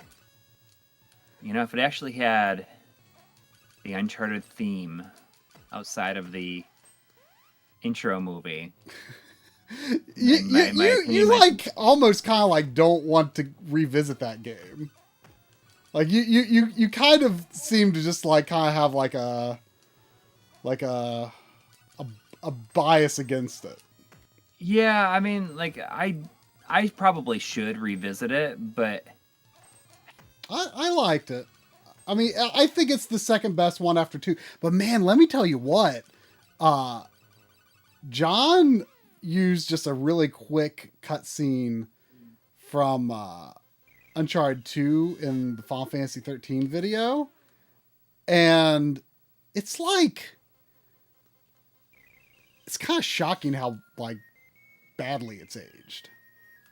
Like, and it's like I mean, something I think a lot of people still don't understand is that Naughty Dog games on the PS3, they use the engine to create the cutscenes, but they're rendered. They're movies because you couldn't do that kind of load on PS3 in real time. Right. And I think a lot of people still don't know that because, like, you know, there was a lot of controversy about, like, you know, does Last of Us need a remake? And the answer very well may have been no, it probably didn't really, but the point still remains. I think a lot of people were looking at like, look at this, it still looks so good, and it's like, well, that's actually not a great point of comparison because it's not even real time, you know? So but anyway, like like, I mean, it was just a quick shot. And it probably wasn't the game's most flattering shot. Like one of the cutscenes? Yeah, it was like the opening cutscene when Drake wakes up in the train. Oh. So, I mean, it's not like necessarily the most flattering moment in the game, but like I was looking at it, I was like, you know what? Like, it doesn't look that good. Well, like my point is, like, Uncharted 2 was like the most amazing looking thing ever when it came out. And I kind of feel like Final Fantasy. Well, I don't think about the cutscenes. I never thought about the cutscenes like, oh, this looks good. Like, I mean, the impressive thing for me was like, well, sure, the gameplay itself looks great. Like the train and just like going through like the one level where like the entire village is getting attacked. Yeah. You know, it's like this like uncut shot. Yeah, like, I mean, it's awesome. Through, and like that's impressive to me. I never thought about like the cutscenes have never been something that I thought like, oh, that looks so good or that looks bad. Mm-hmm. Like I just like they're just there for the story. Sure. To convey that story to me. It's like I never thought about like, oh, that's real time, that's not real time. But like, well, exactly. I mean, that's my point. We didn't think about that back then, but it's not like necessarily a good point of comparison of like oh, look at what the PS3 could do. That's my point. Oh yeah. I mean, and like the point we were trying to make in the Final Fantasy video was that, you know, there was a lot of controversy surrounding the early Final Fantasy 13 screenshots, and then when the game started getting closer to release, it was like, oh, the game isn't going to look quite that high end, but it's still like really, really gorgeous. But like, you know, there were definitely like geometry cuts to the characters and stuff like that, and the hair, you know, didn't look quite as good. Little minor things, really. But people were like, oh, the Xbox 360 version is ruining the game. And the point we were trying to make in the Final Fantasy 13 video was like, dude, PS3 never looked that good in real time. Like, even Naughty Dog couldn't do it. Like, you know, what they were originally trying to do with Final Fantasy 13 was unrealistic. And it still ended up looking amazing. And I think it has aged better than the vast majority games of that generation. I mean, even the vast majority of good-looking games from that generation. Yes. No, not so much 13.2 and Lightning Returns, but 13.1, like the visuals have aged outstandingly. Well, 2 and 3 were made in a fraction of the amount of time. Well, absolutely, and they also are just like increasingly more open ended. But you know, yeah. I mean, 2 looks a lot better than Lightning Returns. Oh, a lot better. But it is a step back from it's a step back from 13.1 for sure. Visually and in frame rate. But a lot of it is because, you know, the gameplay is more open. And I'm sure it had, you know, smaller budget, obviously smaller development time. But you know, I know you were not a fan of Lightning Returns, but I you know, kind of revisiting everything for this episode, like I've decided that Lightning Returns is finally my go-to answer for the next time someone asks, like, what's a game that no one seems to like that you love? Like, Lightning Returns is going to be my answer for that from now on. I think it's like, I think the core game design is really excellent. And yes, it has a lot of technical issues for sure. but I think it's just a really interestingly designed game, and there's nothing else that really plays like it. Especially when you consider open world games, I think it's my favorite third person open world game after Breath of the Wild. Wow. I mean, I can't tell you anything about it. I don't remember anything about it. And this is from somebody who like got the platinum trophy and won in 13, 1 and 13. Oh, and I did the same and did not get in Lightning Returns, mostly because it just seemed like it would probably be a lot more complicated. And it came out after the PS4 was already out, so yeah. Mr. Dot says I really can't believe that Lightning Returns even exists. I still think it's not real. I said that at the end of my section. I said that the existence of this game puzzles me because I don't know who they thought would want to play it other than me. Like, I am the audience for that game. I don't understand why it exists. No, I love 13. Lord X Mugen. I love 13. I really like 13 too. Also, it's Lightning Returns that I did not like. I really like 13. Yeah, same here. I mean, that's why we did DF Retro on it. Is we like 13 a lot, but I think that Lightning Returns is just such a unique game, and also just like the fact that it, I'm going to turn on Turbo. Stefan says, I hate time-based mechanics that pressure you, and see, I'm right there with you. I did a whole video on games. Yeah, I mean, I feel like a healthy dose of just a little dash of stress can be healthy game design.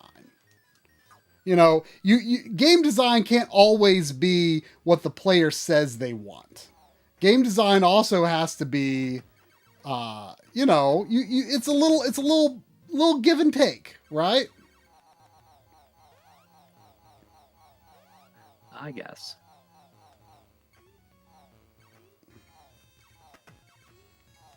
I don't know. I'm the kind of person that likes some time to be able to get overpowered so that the last battle is really easy.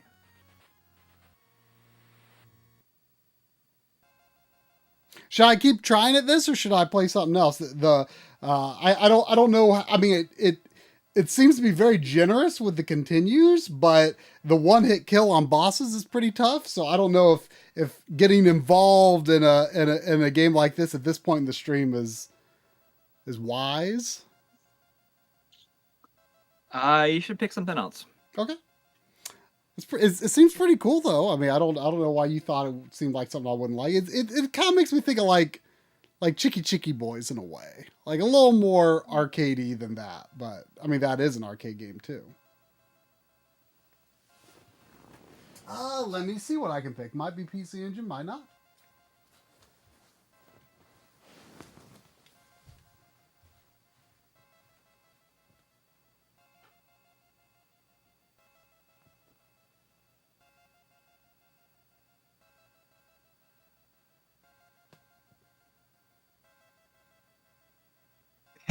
I don't think they even has Ghosts and Goblins on NES.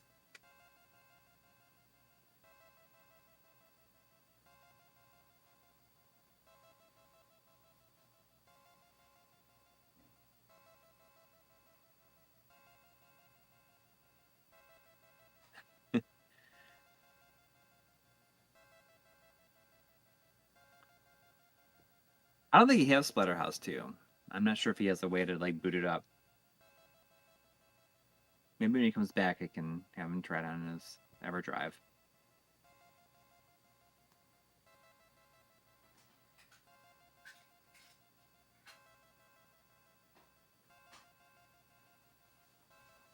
Oh, is VHS 99? Is that out? Was 85 the last one?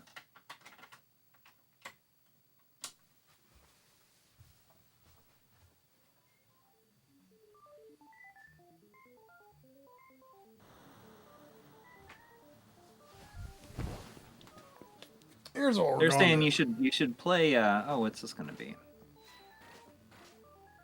Or people saying I should play. Well, if you had an EverDrive on, you should play Splatterhouse 2. Oh, for Genesis? Yeah.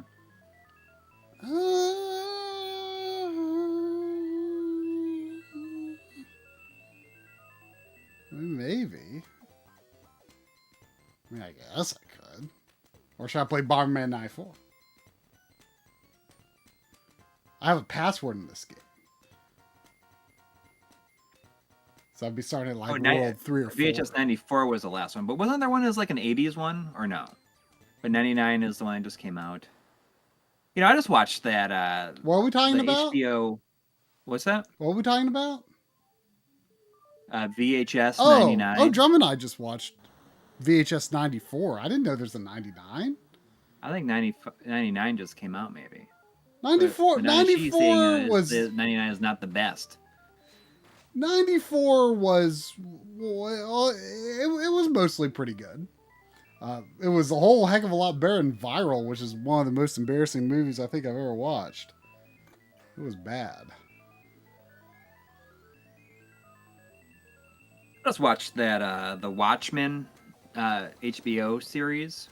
It sounds like a lot of people are in favor of Bomberman 94, so why not? Bomberman VHS 94.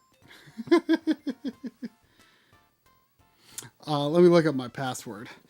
You know what I love about passwords? Like you can there's like so many ways you can continue your game. Like I started this on a stream, MLiG stream earlier in the year. Like it wasn't the main game for the stream. I think it was when I thought I would start playing Super Star Soldier and I was just failing miserably at it. But then a couple of months ago, I think, continued it on the Backloggery stream, and that was actually on the Mister. So, you know, this is on the real... So I started on Real PC Engine, I continued on the Mister, and now I'm going to continue it on the PC Engine. You can play wherever you want with a password, if I can find my password. Actually, I probably put my password on my Backloggery game note. I took a photo of it too, but I put it on my Backloggery game note. There we go. Let's just kick back with some Bomberman.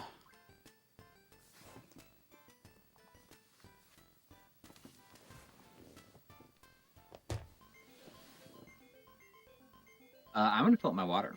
Okay. I'm back. Looks like we're going to... Oh, this is perfect! This is perfect! This is perfect! My password is for the haunted level. Look at this! Couldn't have planned it better if I meant to.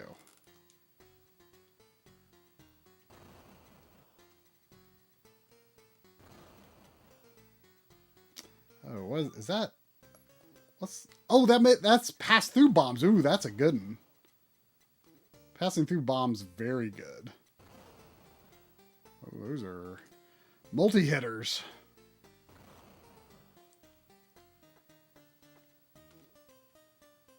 Oh, you're toast, buddy.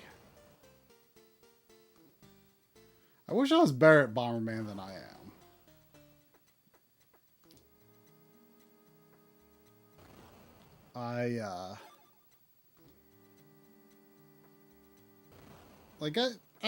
I've never been a big Bomberman fan, but in more recent years, I've started to have a greater appreciation for just the main campaign modes. I've never really understood the appeal of the battle modes, to be honest.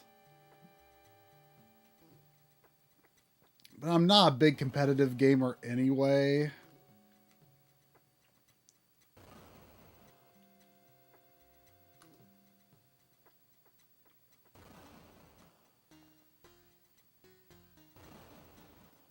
This is a very good one. I think this is like generally a common pick for best Bomberman, aside from like Saturn Bomberman is probably the most popular, or at least the most widely acclaimed.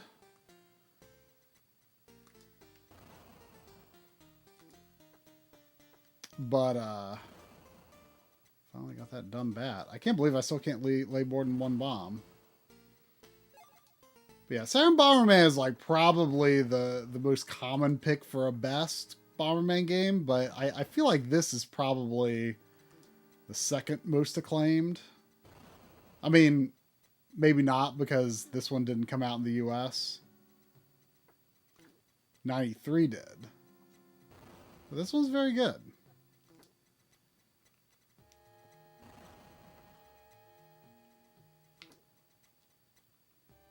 I was saying, just as you were getting up to leave, like, this is perfect. Like, I completely forgot that my password was for the haunted house world.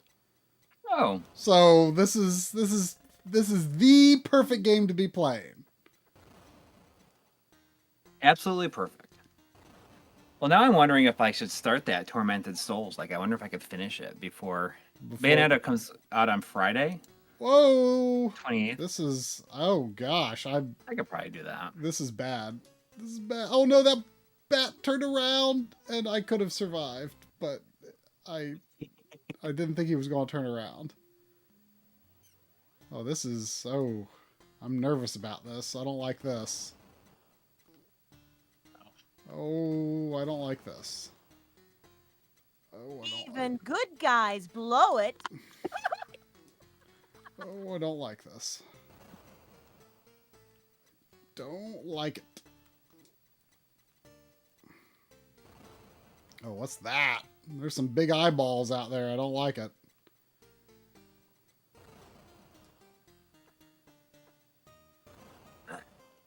Oh, wow. That is a bird with big eyes and shoes. Look at that bird. What is that? That's from Virtua Fighter 2. What? The even good guys blow it. Oh. Which is Virtua Fighter 2 or 1 the game that's in your episode? Sega Ages? Yeah. 2. It's 2. Man, like, there's something about it though. Like, I'd kind of gone back and forth about like doing more than 5 games in this video. So I decided to go one more, because like I did 6 in this one that's coming out.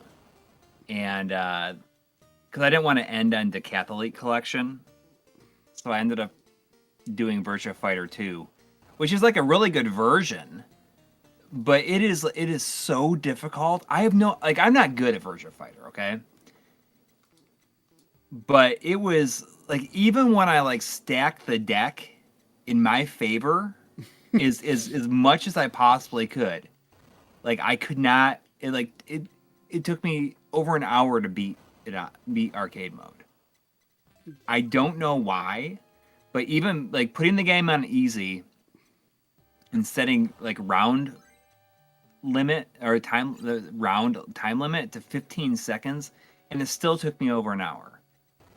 And it's like fine at first, but then like once you get about 5 levels in, it's like, for me it was like when I fought Lion, it just gets like so difficult. It's like it's like cheating. It's just like it's like makes me think of like Mortal Kombat, when it would basically like read your inputs or whatever and be able to, it felt like it was predicting what you're going to do. Well, it couldn't do that by reading your inputs. It wouldn't know what you're going to do until you do it. Although I guess if maybe you like start to enter a combo. Well, it's not even that. It's like if you jump, or if you're like holding down block, like you can get hit if you're ducking and blocking. It's not like Street Fighter where I mean, I guess Street Fighter, you can, if you're crouching and blocking, you can get hit by like jump attacks. But this, if they just like attack you standing up, when you're like ducking and blocking, it's still gonna hit you. And it's just it really it felt like it was just like really felt like it was cheating. And like I wonder if, since it's based on the arcade version, like if the arcade game was like that. But it took me an embarrassing amount of time to beat it.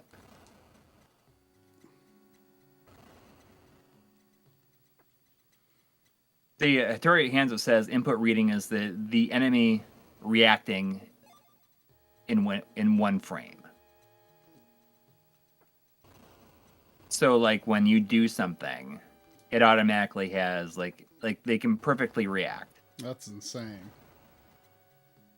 And maybe that's just maybe that's not the case here. Maybe I'm just like that bad at it. But I feel like even putting the game on easy, you should at least be able to blow through it a little bit. Sure. That's not the case with F-Zero GX, though, is it? No, but that's a story mode. This is just like arcade mode. Did you try that Fast RMX game?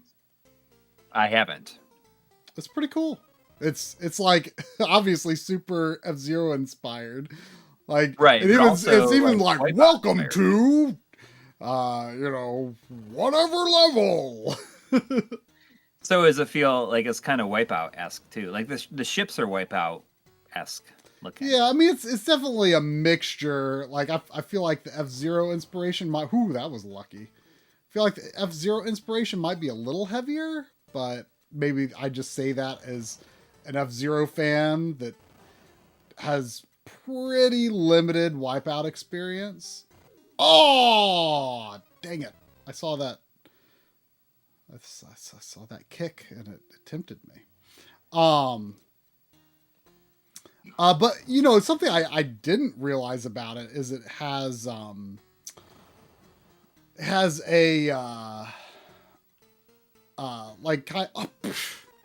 man, this spotlight is really screwing with me. I'm forgetting where I'm playing my bombs too quickly.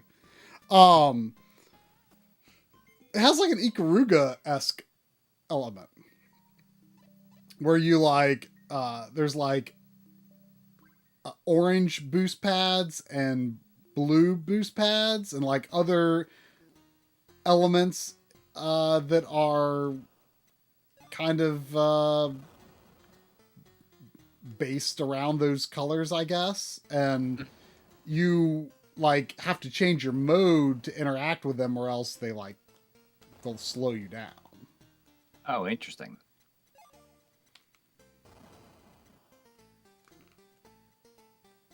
There's like a massive amount of content too. Like every world is like different. Like every course is like, as far as I can tell, like it doesn't appear to recycle like environments, which is kind of crazy.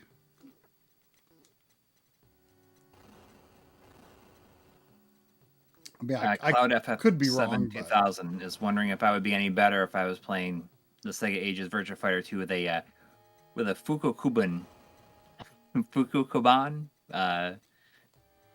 Saturn PS2 controller. I assume that's like the official Saturn controller for the system for the PS2, and I'm doubting it. Probably would have no bearing on my performance. I did beat the arcade mode in Virtua Fighter, what was it, 5 that I had the review code for that I streamed that one time? Yeah, well, I'm sure that they made them more accessible, more fair, I guess. This just like, I don't know what it was. Just like really kicked my butt. I didn't do super good either, but I mean, I'm no fighting game player. Like it had been a while since like I gotten that like frustrated and annoyed with the game. I hope not every level in this world has the spotlight thing going on. The first area didn't.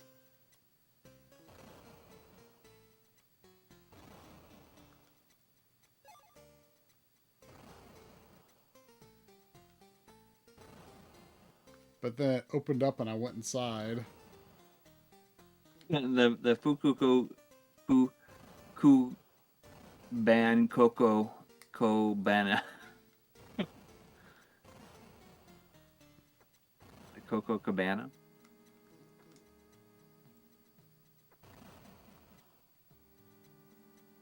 But yeah, I was saying earlier that, you know, when I was after I got my booster and stuff, like I was just didn't feel like playing anything. I just like watched some TV and I like watched that the HBO Watchmen show. And thought it was pretty good. It was not anything what I was expecting it to be like. And then I went back to the Oh, thank goodness. watching that show Mr. Robot.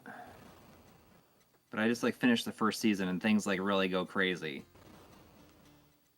in the first season of that. Oh, here we go. Now you're back in the daylight. Oh crap. These ghosts are a little nerve-wracking. Interesting. So it's not just not as good. I mean, the way that season 1 kind of ends, it feels like it was just going in some weird directions, like nothing was real type thing.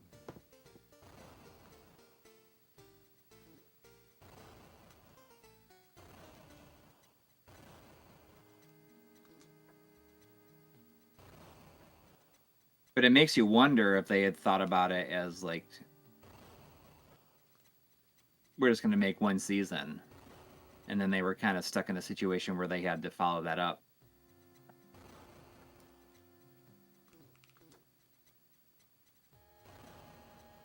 But it's definitely a show that made me feel stressed.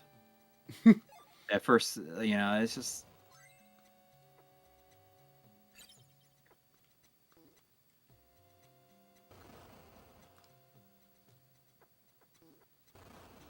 You know, like what I've been doing lately is like shows that they're like, if there's not like a bunch of seasons, is that I will generally watch an episode of a show while I eat my lunch.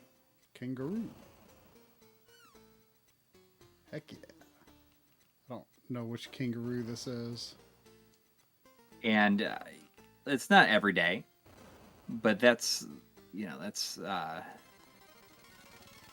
what I've been doing, is just kind of watching an episode of a show while I eat my lunch, you know, and kind of got into doing that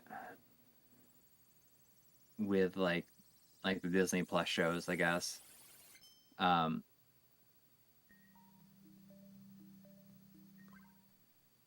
know, She-Hulk just ended a little while ago, last week, and I thought it was really good. I feel like I totally enjoyed that. It's been a while since I felt like about any Marvel series, like any show, that I was like excited to see what was going to happen the next week. I have a lot of Marvel catch up to do right now.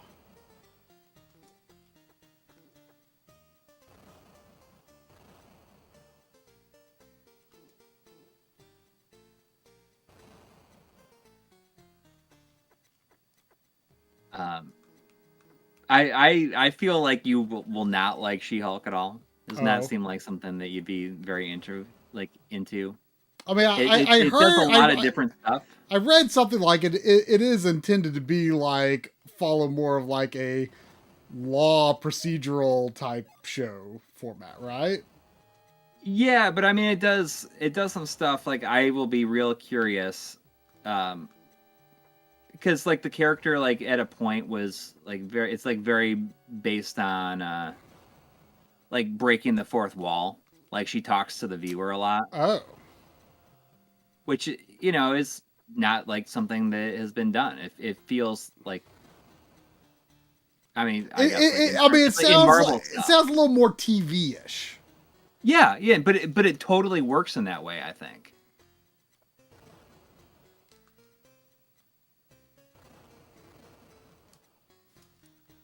But I was really excited about it. Like at first I was like, oh, this is cool. Like, like the effects weren't like super amazing, I guess. There's definitely a TV tier of effects that the Disney Plus. Well, a lot of that comes. It's probably a lot more complicated than that. Like from what there's been a lot of controversy about how they have like crazy demands for like these effects studios and then like don't pay them enough. I think the whole like green not green screen, but like that like video wall concept instead of doing green screen is pretty interesting way to be efficient, I guess. Totally and is, but I'll reduce tell you the right amount now, of effect shots that you have to do. So it's efficient, but like going from like the Mandalorian, which is like used it heavily, and I'm sure like all the Star Wars shows did until like Andor, and Andor does not, and you can tell that Andor like feels like bigger and better for not doing it. Really? Yes. I mean, I think the Andor is excellent. And it's like I couldn't even I didn't even know that was a thing. I can't even tell you what that's about. He's the guy that's from Rogue One. Oh, that guy. Okay. And the thing is like everyone was saying, oh, it's like, why are they making a show about this guy? And I was right there with him. But then it's like really good. I'm kind of amazed at how good it is, because it's just like they said before, while they were making it, or like before it was almost done, they said that they really went out of their way to make it as to not feel as Star Wars as possible. And in my opinion, in trying to do that, they have made it feel more like Star Wars than anything else like since the original trilogy. Seriously, that's like funny. I feel like they like went out of their way to like not fall into anything that like basically everything since the prequels has. And I think that it feels more like the original trilogy than anything else. That's kind of crazy. Yeah. And it takes time to like, like get to know the characters. Like every single episode doesn't have to have like, oh, here's the action beat. Like where it's just like every single time has to have something like that. Mm-hmm. But it's like we all know how it's going to end, but at the same time, like I think it feels like it's, even though we know the ultimate outcome for that, like I feel as though it has me more interested. But I mean, does anybody agree that them not using like that video screen, like it feels bigger? Like you can tell that they're doing something, like it feels like they're on real sets. But like the green screen, like you would think, like I feel like in my head I would feel like doing the video wall thing would result in like a better visual result. It did. But then green screening, because like green screening is hard, man. Like for this, well, no, they are like they use, so the thing is it like the screen thing, it like works like super well. but It once limits you the have scope. once you've gone through like what is it like Obi-Wan, the I've two seasons of still the Mandalorian, I've Boba still Fett, only seen like, Obi-Wan. That's still the only right. Star Wars But movie what I've I'm saying is like when you have all four of those, and they all basically use like that technology. Mm-hmm. When they suddenly don't use it, and they like are building sets and everything like that, you're like, oh, now I can like tell a difference. I'm sure they're building sets. Oh crap! Oh crap! But they're not like going places. It's not like it feels like they are like they're going on location to do this stuff. It's not like in a studio. But I mean, I guess what I was just trying to say though was like, I am amazed that green screening works as well as it does, because it's hard. Like, it's hard to do, like, getting movie quality green screening is freaking hard. Oh yeah. Like I for this DF Retro, I did. I mean, I haven't done green screen in years, and I like recorded and like the highest quality I could. And it was still like a lot of manual work, because mostly because my glasses had a green glint on them, and I didn't do a good job positioning the lights. So that was my fault. But it was a lot of work, and I was happy with the result. It was the best I'd ever done, but still not movie level. Like, it's hard to do it right. Oh crap. Okay. Well, I mean, there's people. It's like their entire job. Yeah, it's their entire job, and they probably have access to even better software. But I feel like Adobe After Effects is still like fairly used, isn't it? Like in a lot of stuff. Like After Effects, well, they still use it, but they use like plugins for After Effects that are expensive. Right, and I started off seeing if I could do it in After Effects, but I kind of gave up because it's just I don't like using After Effects. Like anything I can do in Premiere, I just much prefer to do in Premiere. And I did my key in Premiere, and it was the best look it had ever looked for me, for sure. But well, because you're using an uncompressed format. Well, yeah, that to some extent that was it as well. Well, it's not. I mean, ProRes isn't totally uncompressed, but it very, very high quality.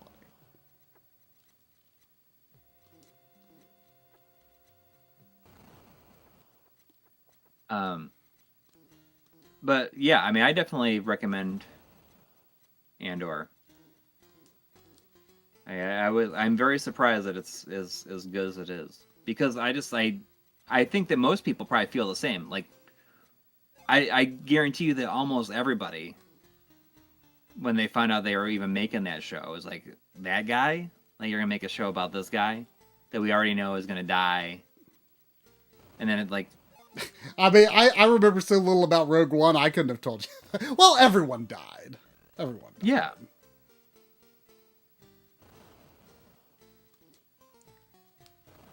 But it was good. I mean, it's like, I think it's only half over. I lost my kangaroo.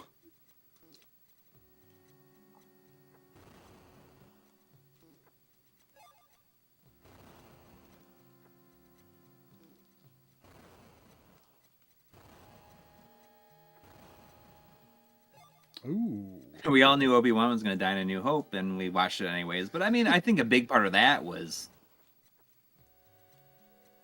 I think people just wanted to see Ewan McGregor be Obi-Wan. Ewan McGregor like in the role that, like, when it wasn't written by George Lucas. Yes. And it may not have been that much better. Honestly. Is it true that I heard that I read that James Earl Jones is done with the role, and like Darth Vader's voice going forward is going to be like a AI recreation based on data from his voice. But then I read that was already used in Obi-Wan. Is that correct?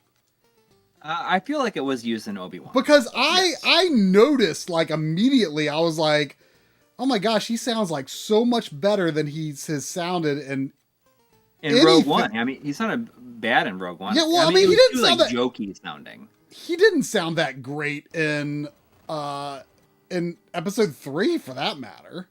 Yeah.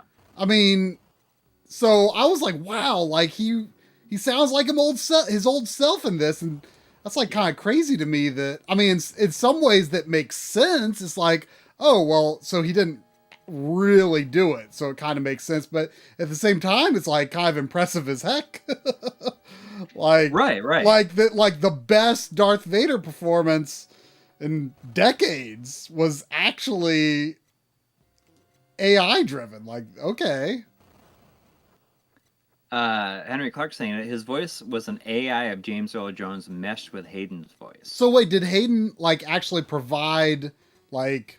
No, it's probably like, just a full AI, recording like of the suit Vader lines. I don't know.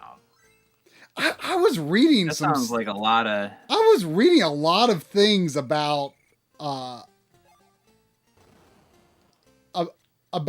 Obi-Wan that made it sound like Hayden Christensen was like involved more than he appeared to be. Yeah. So I wonder. But I mean, I thought he did really good too. Like, the show as a whole definitely had its problems, but I did think that Ewan McGregor and Hayden Christensen did a very good job. Mm-hmm. But the show as a whole, you know, I could take it or leave it. But you know, they at least I thought were good. And Darth Vader, you know, and, whether Darth Vader was, you know, however he was created, I thought he was pretty good. Cloud F7 is saying that James Earl Jones is retiring. Yeah, I mean, I heard that too. That he's like he's old. Retiring. I mean, he's like 90. Yeah. So it doesn't surprise me at all.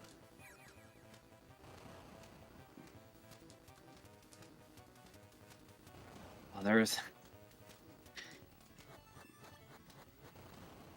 Mr. Dot saying McBat 64 is in the house. I saw some. Every bat is McBat 64 if you want it. that is kind of McBat, isn't it? I did see that some upcoming stuff from that developer that looked pretty good. Oh no, are you kidding me? Oh man, that wasn't even it. Luckily, you don't lose all your stuff when you die, just some stuff. Yeah. And it is possible to go back to like an earlier level and grind. Oh, come on. Now I was doing so good. And now I'm doing like bad.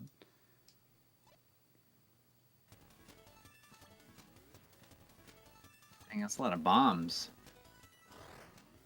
I'm going to run to the bathroom. Okay. I when I filled up my water, but I didn't.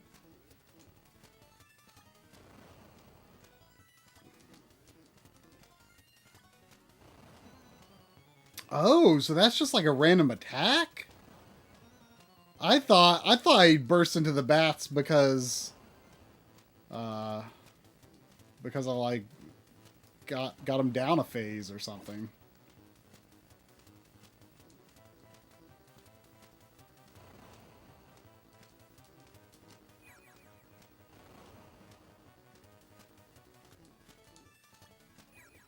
Oh, ow. Okay. That can go pretty wide.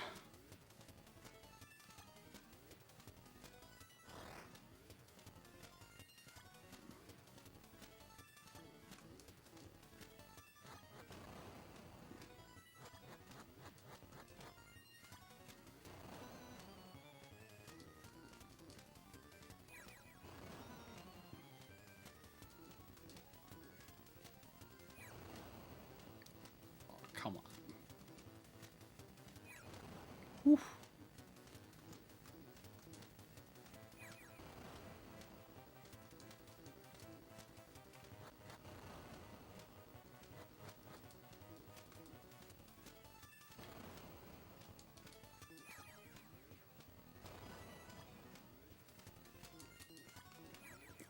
Ooh, that was lucky. Oh, come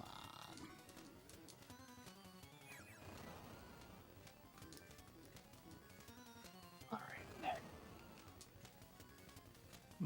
right. The last image you've seen is of my empty chair in a wet room or in a red room.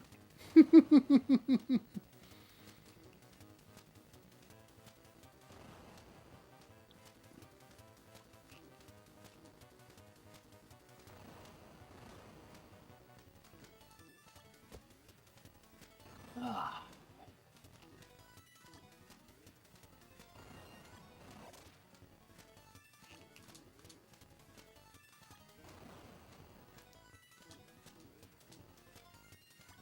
Oh, come on. What are you gonna play after you beat this level? You should play something else, or after you beat this world. Okay, I'll try to think of it.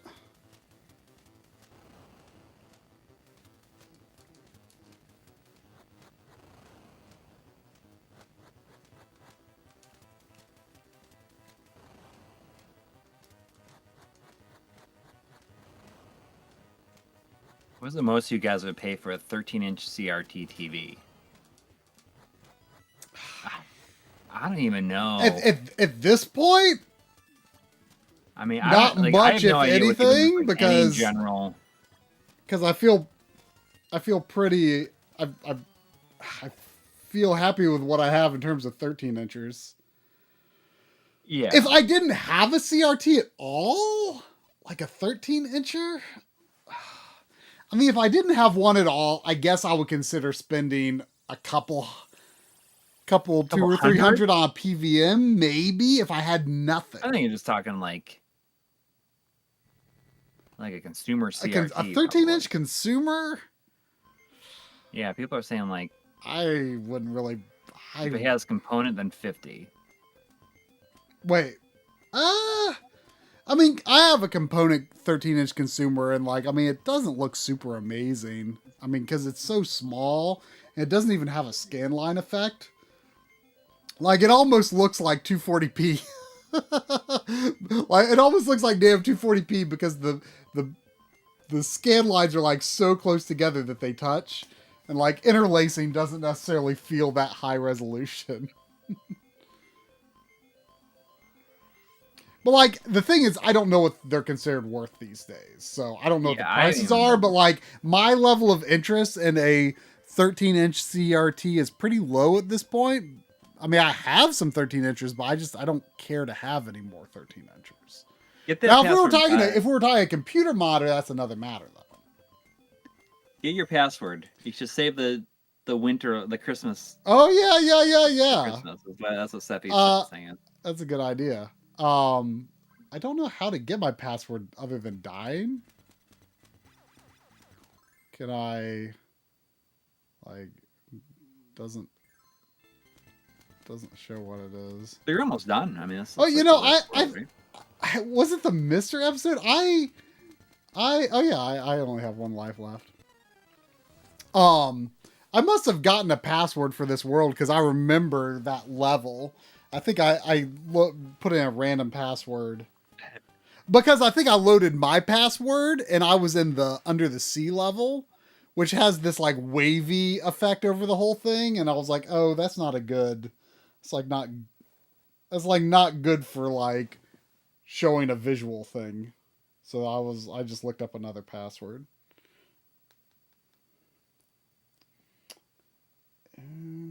Any suggestions for what I should play? Like PC Engine wise, or you want to play a different system? I could play something else.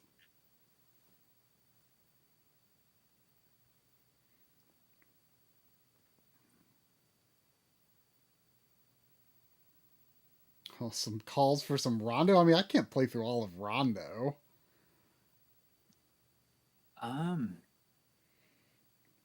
Alright, I record my password on my back loggery. Also take a photo just in case. I'm trying to find someone here.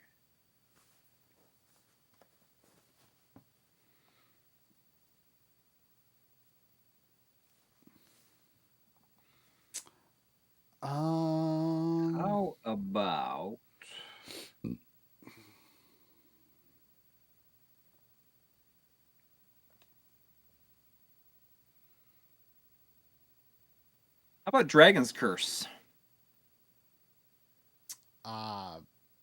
Maybe. Maybe. Or I could just play Rondo. I bet people want me to play Rondo. You play Bloody Wolf. Bloody Wolf. Not. What? It sounds like it could be a Halloween game, but it's not.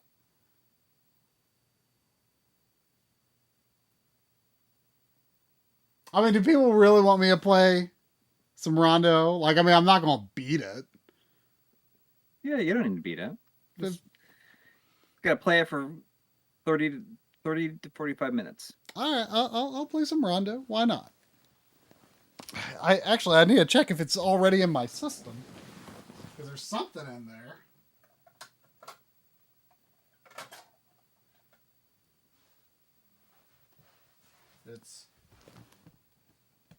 It doesn't have Gate of Thunder. It's Shabibin Man 3. You don't have Gate of Thunder, do you? No.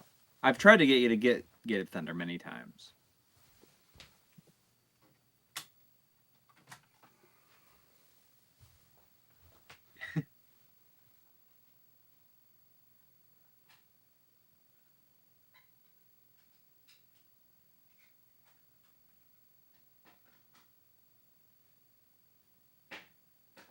Oh. Mr. Dots beat the PS4 version of Medieval.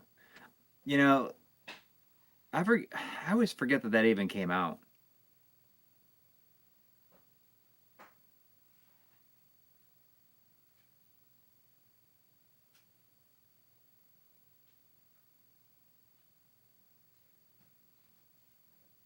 Forget that even came out.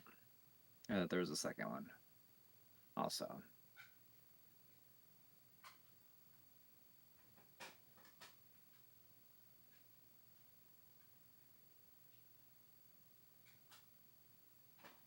Shabubin, man. Shabubin. Shabubin is just like a fun word to say. Shabubin. Shabibin.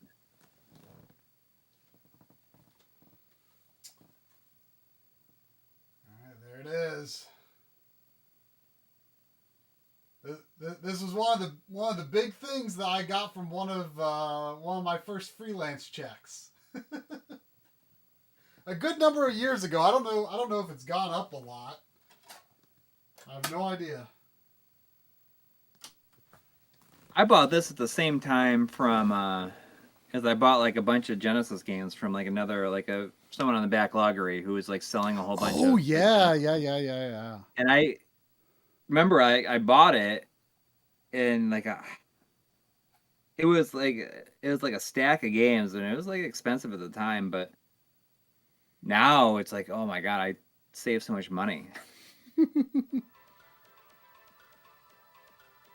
All right, you ready for this action here? Yeah, are you doing the? Oh yeah. The jokey game. I put my system card 2 in. Yeah. I was waiting for it.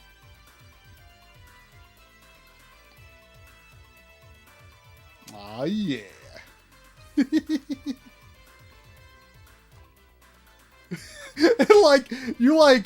you freeze when you land on the ground.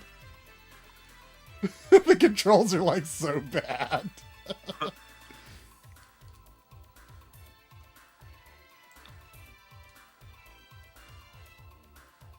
Would you play an entire game like this? I mean, I would, but it would be bad. Like, what if the controls are slightly tweaked, so they didn't stop when he jumps. Or when he lands. I mean, it would definitely be better.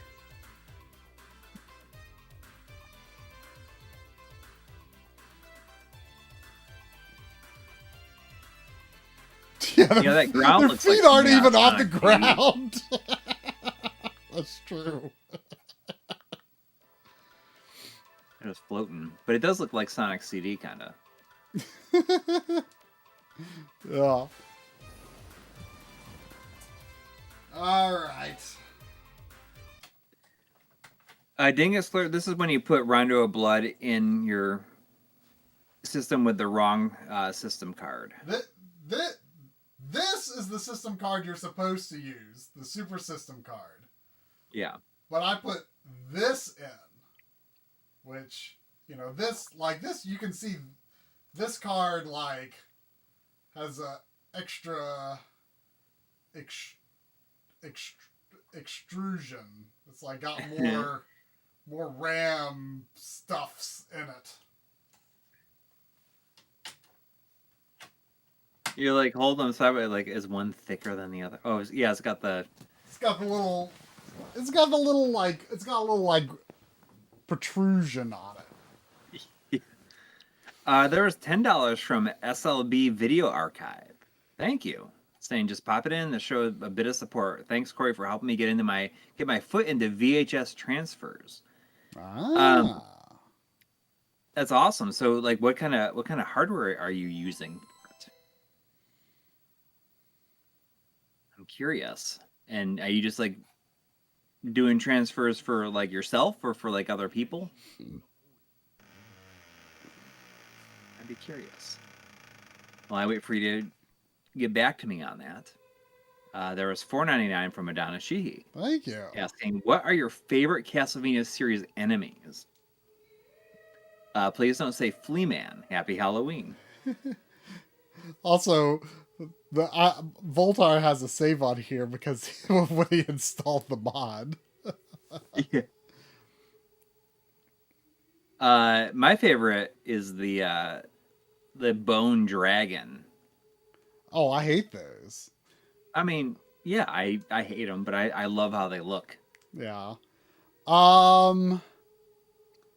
Favorite classic Castlevania enemy. What is Technic?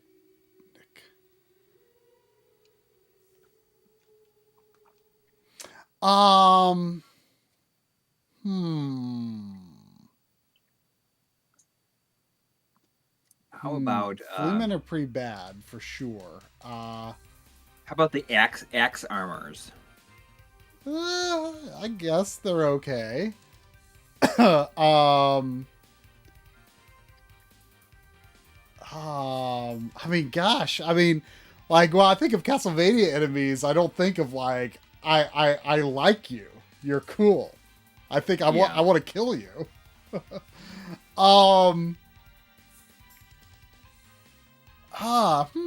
This is kind of tricky. The red skeletons. I don't like red skeletons because they get back up. Yeah, the floating books are cool. You know what's really cool? I mean, this isn't classic Castlevania, but I always really liked the spinning blade, the giant spinning blade thing in Symphony.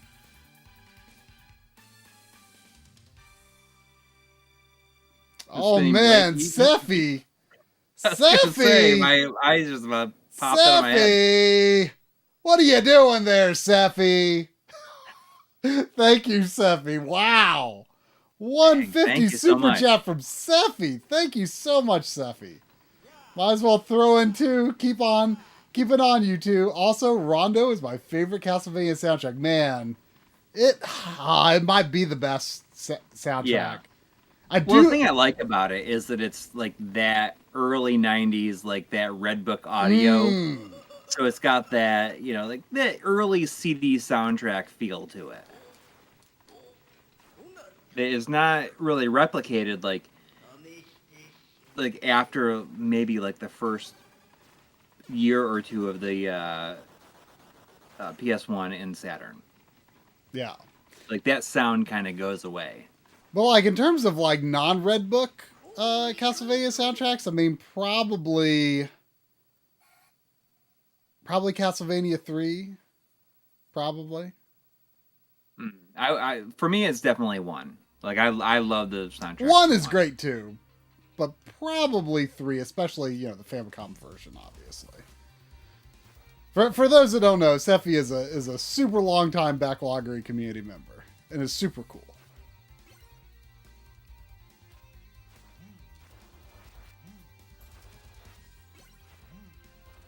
Oh yeah, and this is the first one where you can like pick up your sub weapons again.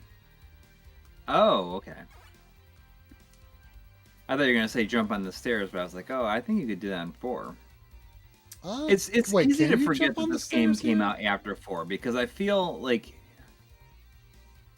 Well, 4 like, is it's definitely like 4 looks like a better game, but like because I mean, but like if you were just looking at it like in screenshots, you would say like, oh, I guess so. I mean, PC Engine is much more limited than the Super Nintendo for sure. For sure.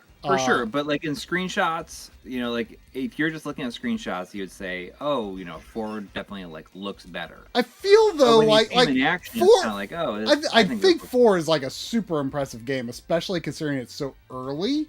I feel like it maybe overreached in a few areas in terms of what they were prepared to do.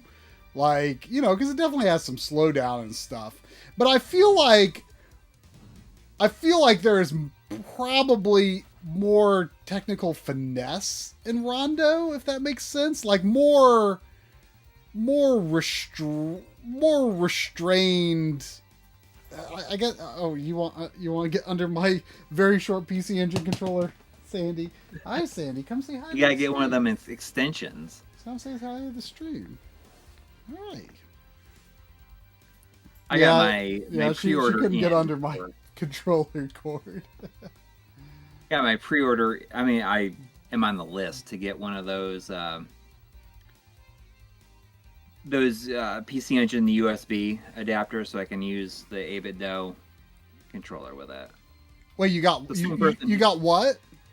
Well, I mean, you can put your name in to be contacted when you come up on the list to get like this. So this guy is making PC Engine the USB controller adapters specifically so you can use the 8-bit DO controllers. But it's the same person who made the 3DO 3DO to SNES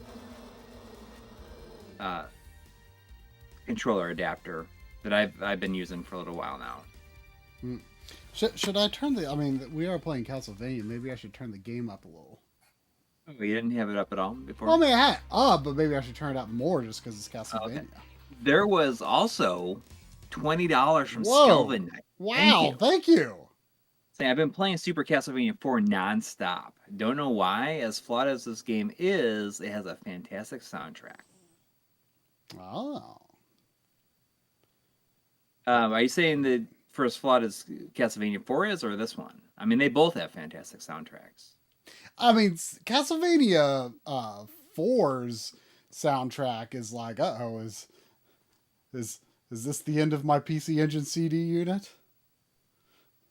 Can I ask you a question? Like when you is Castlevania 4 on your shelf, is it like alphabetized under Castlevania 4 or is it under S for Super? Like I hate the fact that it has Super on that name. I do hate that it's Super.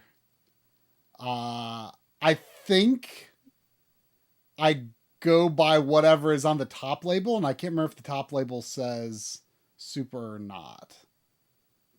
Because there's like at least one example of a Super game that doesn't say Super at the top.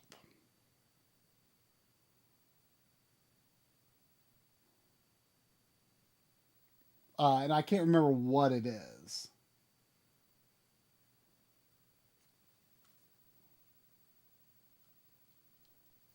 But if I go out there to get another game because this isn't going to load, I can go check.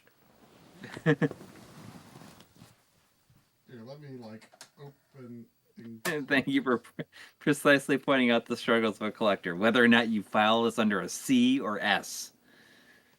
The eternal question is it Super Castlevania 4 or Castlevania 4?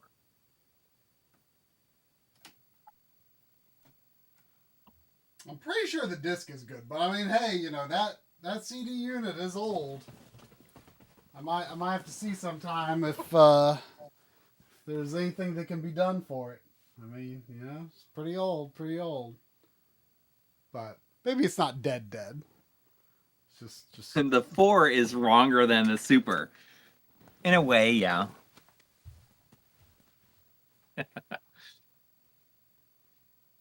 In a way.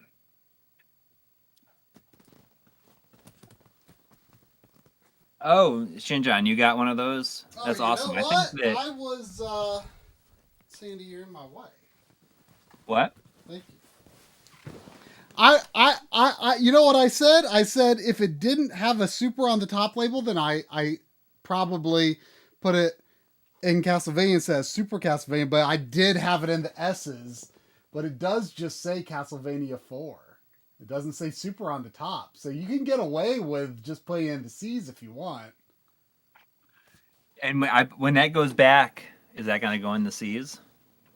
I might do that. On your shelf? Stefan has an interesting one here. Would you put Lightning Returns under L or put it right next to Final Fantasy 13-2? I do put it next to Final Fantasy 13-2.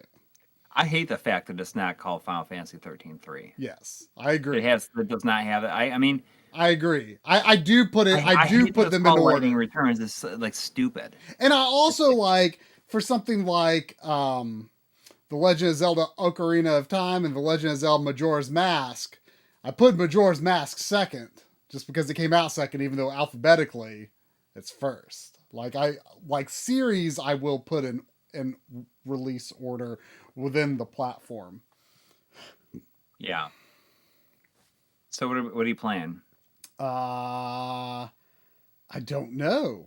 I mean, I've got Castlevania 4 in my hand. I could play that.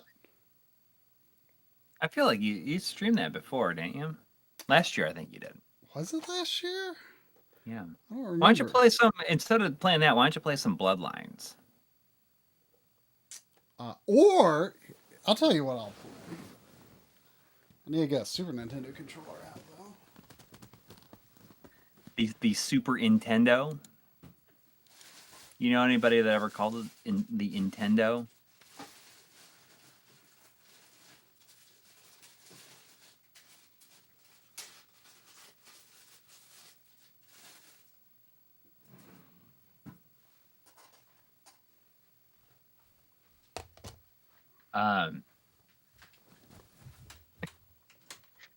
My son said to me when we were on the way back from Cub Scouts today, he said, "You know, there's a Super Mario movie comes out on April 7th." And he's like, he said, "I can't believe that it's not live action." So I can't believe they didn't make it with real people. So maybe we should watch the live action one.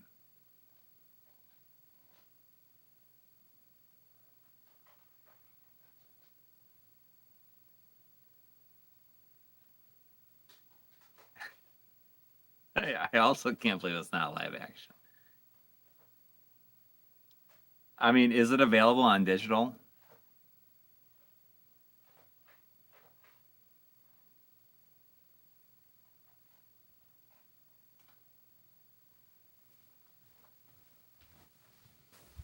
Thought about showing him the Wizard. I wonder if he'd be into the Wizard. I'm gonna play.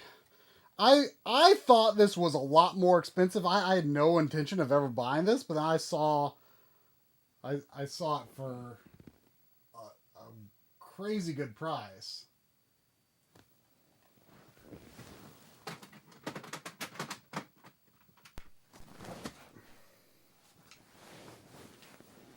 Oh. We'll now play the Rondo consolation prize. I mean, I bet you my son would like the Mario movie. Did you hear what I was saying about that? No, what?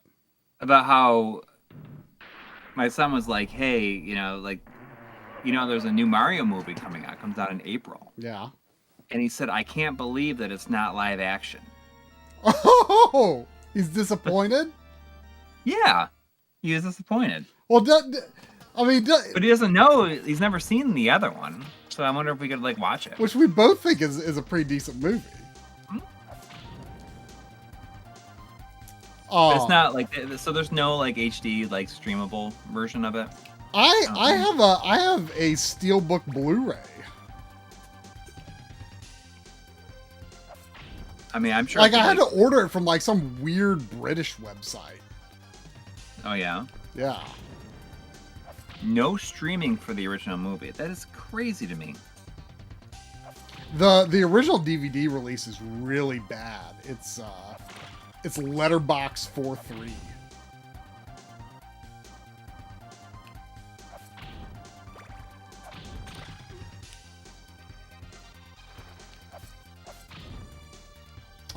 But doesn't your son? He also said he'd hook me up. Doesn't your son have sometimes a bit of a bias against old movies? Yeah, but he doesn't understand. I mean, what did he say the other day?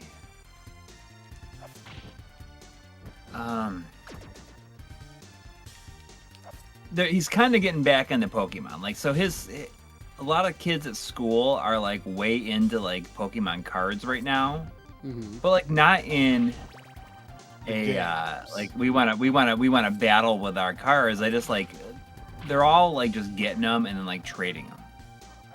Okay. They're very much into that aspect.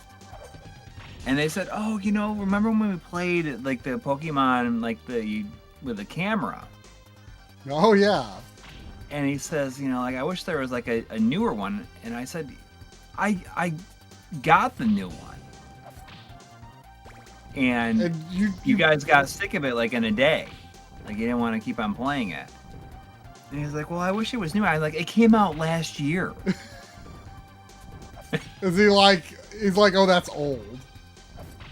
I mean, I don't think that he realized it was just that recent.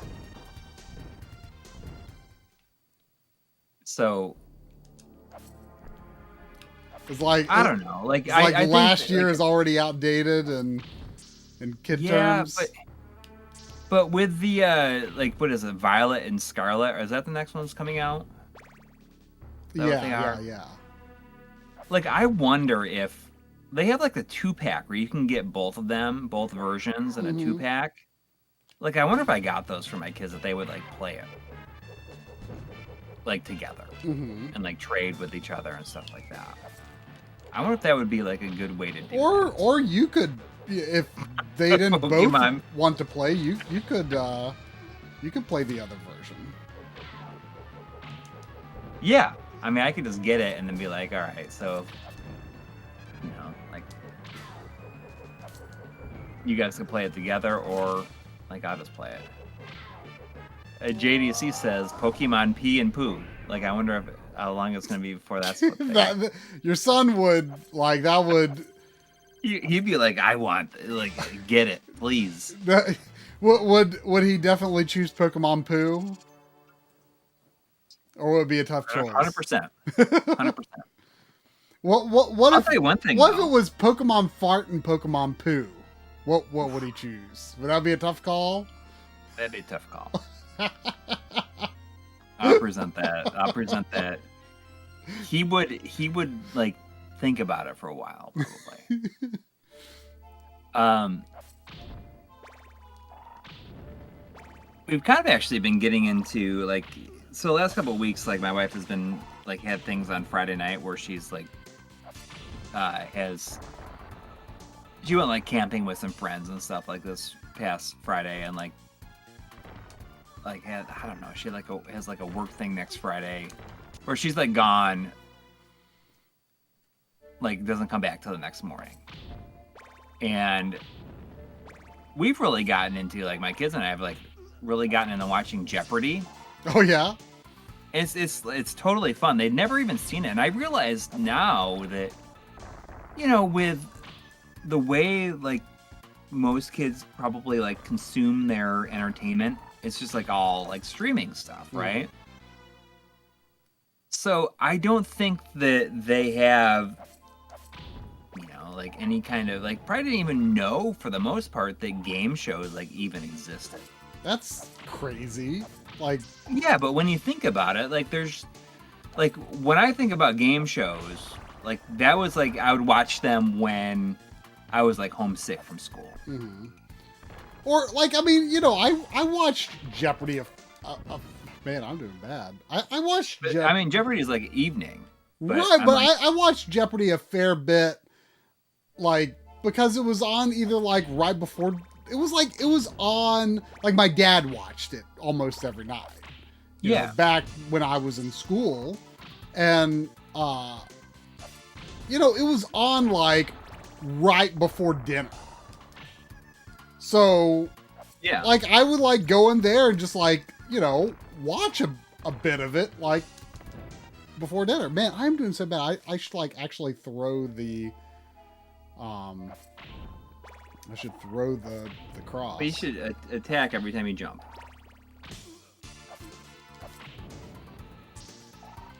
At least that's what Bruce McGee is saying.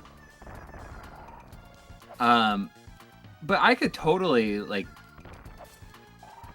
was saying, oh, we should just like all watch it as a family, because I mean it's like it's on every night. Dig it. And you learn something.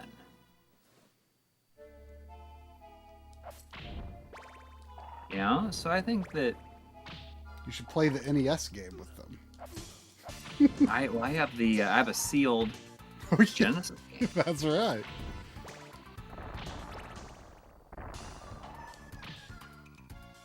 But yeah, I mean they totally got into it.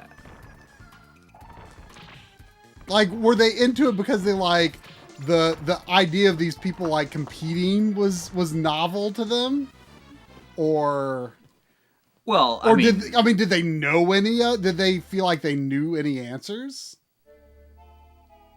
Or know like, any questions? not I really, should like say, they were technically. just kind of figuring it out. You know, like how it flows. But I think that, you know, like I think that they're also like interested to see like how much I know. Like one of the answers to the recent one that we watched was the answer was Minecraft. Did they know that beforehand, or did they get the answer, or?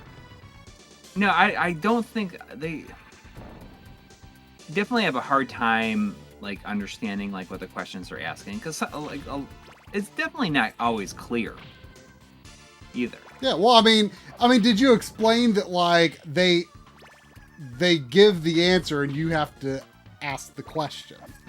Right. Did that click? After a little while, I think they started to understand. Yes.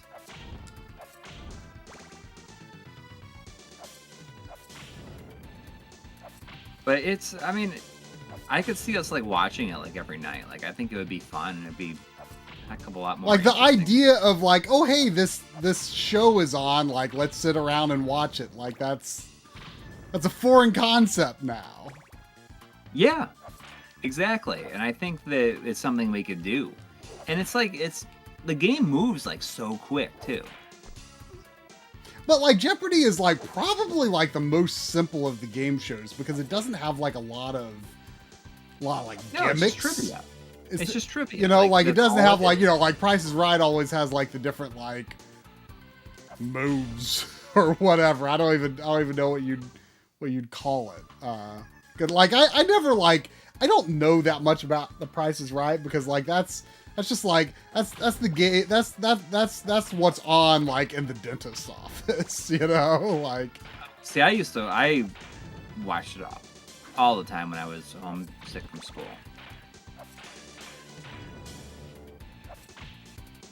I mean, that is what I always think of. I mean, I had like perfect attendance in school until like maybe junior or senior year. You like never stayed home from school like once? When I had chicken Until then? pox in kindergarten. That was after that I had perfect attendance until Wow. high school. Yeah. I mean, not that I went to school sick, like I just, I tend to not get sick a lot. But I like my very few memories of staying home at school was I watched the entire Indiana Jones trilogy, and it was a good day. Now I think I stayed home sick another time and watched all of Back to the Future. Dorito 1981 says there's a whole new world of TV if you stayed home, and it's true. And a lot of times, like I guess when I was a kid, it was like shows that that were stuff that I would never see. Like I mean, that was not on. Were not on. They were just like on syndication or whatever. It's like I always remember seeing things like Dennis the Menace or. Oh, I forgot. Like Little I forgot there was Rascals. even a show of Dennis the Menace. You didn't know if there was? I remember it now because I remember the theme song, but I totally forgot that was a thing until just now. Yeah. But for me, it was like a lot of these like old black and white shows, like Dennis the Menace, Little Rascals, Green Acres, yeah, to an extent.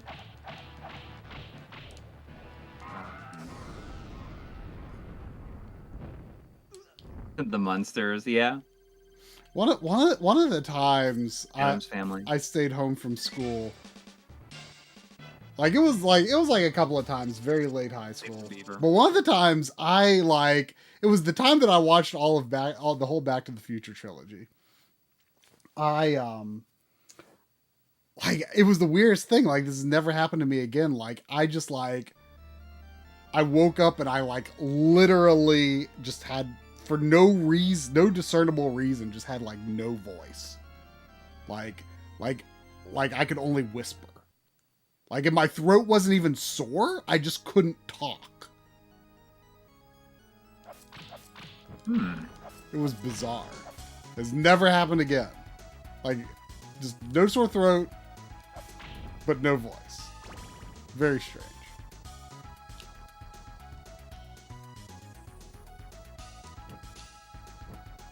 Gumby. I was just talking about Gumby recently. I remember watching Gumby. I had like an action figure of Gumby and Oh, Pokey. of course. I mean, that's like kind of the whole point of them, because they're bendy, you know? It's kind of cool. Yeah, I definitely remember being pretty into Gumby when I was really little.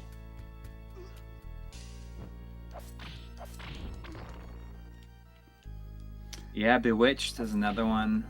I mean, I feel like that's more like late at, like, isn't that like Nick at Night? It probably became that later on, but this is like, I'm talking like before Nick at Night was even a thing.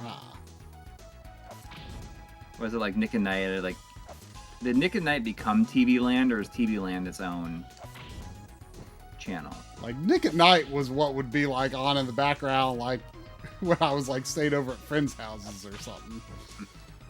Like, that was what I would see some of those old things. I Dream of Jeannie, yeah, that's another one. I mean, it's like a lot of these like old black and white stuff, like black and white shows that were just, that was what I remember seeing at my grandparents' house when, you know, like before my grandma died,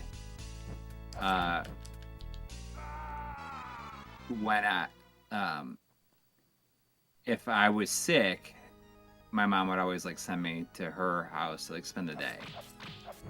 I remember her always making tomato soup for me. That was my favorite soup. Really? Yeah. I was all about chicken and stars as a kid. Used to have Vienna sausages. You ever have Vienna sausages? Oh yeah. Aren't they like in the can? Yeah. Like I had the hardest time like accepting that those weren't hot dogs. Like I was like, but they're hot dogs. They're just little hot dogs. But they do taste like distinctly different. Oh, for sure. I mean, it has been a long time since I've had a Vienna sausage. I mean, honestly, like it's definitely a nostalgic taste. I mean, not that I've had one in a long time either, but I remember what it tastes like. But like, it's like such a nostalgic taste, and yet at the same time, like, I'm pretty sure it just tastes like cat food. You know, like that's got to be what cat food tastes like, right? Yeah. Oh, Zane's dad's asking, tomato soup with milk or water added? So it was always water, but now you don't have to put anything in it. Like it's just, you don't have to add anything to it. But for sure, it was always water for me.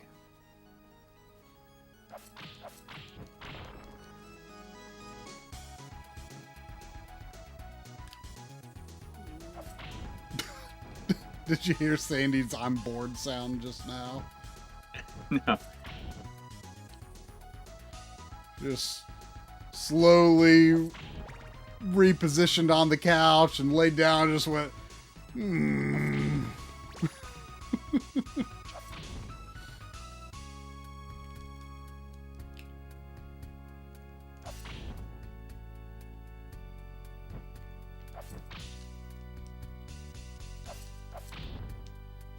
He finished Splatterhouse.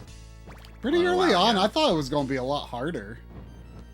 Yeah. It only took... I beat it on my second run. I mean, it's pretty generous with the continues. I wonder if the US version has less continues. Yeah, I wonder, because I feel like I've always heard this pretty hard, so... I mean, it wasn't, like, easy, but...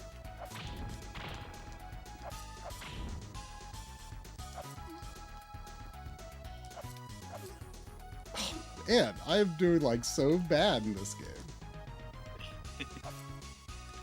I mean this game is fine. It's definitely pretty low on the classic Vanias, but it's fine. Yeah. I can't play Britney's Dance Beat on stream, and I'll like definitely 100% get a copyright strike. Oh yeah. Even if it's not for like the song, it'd be for the music video that shows in the background.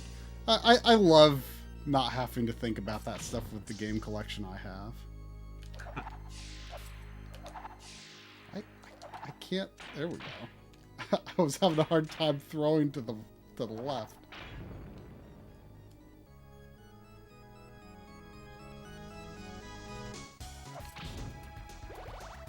Delicious chicken. I don't know why I always. Rears to Blood asking. There's $2 from Rears to Blood asking, considering doing a House of the Dead video.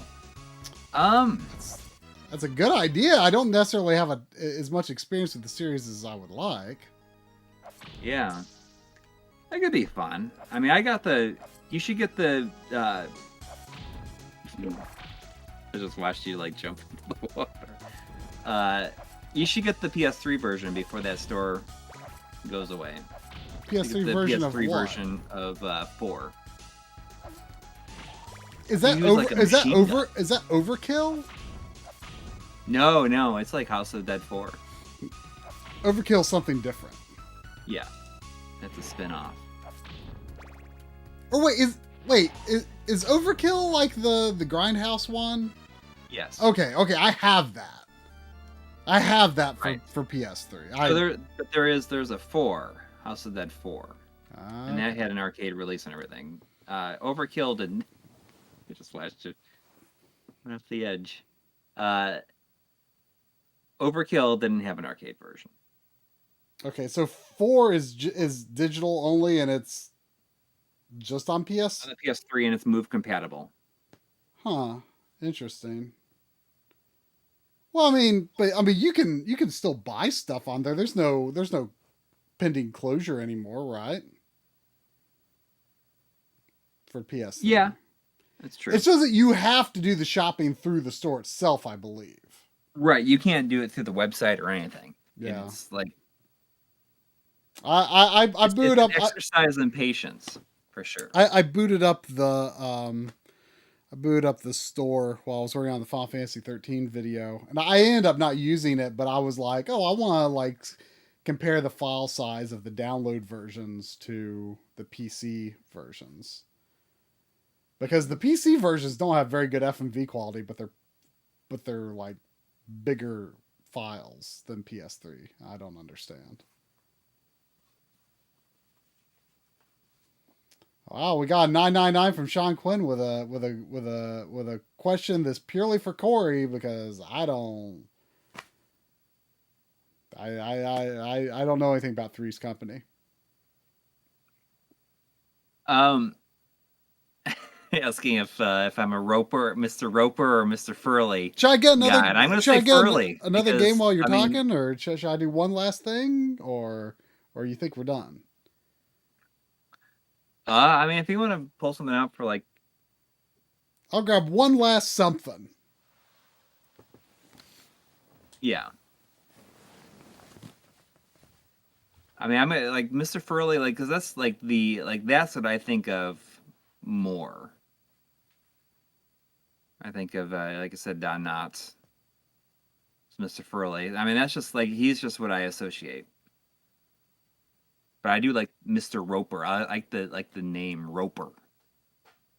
And I wonder if that's isn't there an enemy in Double Dragon named Roper?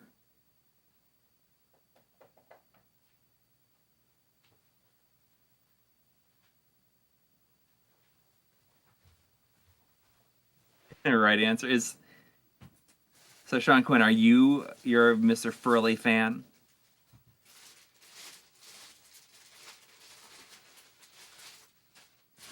The Three's Company episode, there's this huge misunderstanding. It's like every episode. Isn't that like the joke? Like every episode there's a big misunderstanding. That was like the pitch meeting. It's gonna be like in every episode there's like a misunderstanding.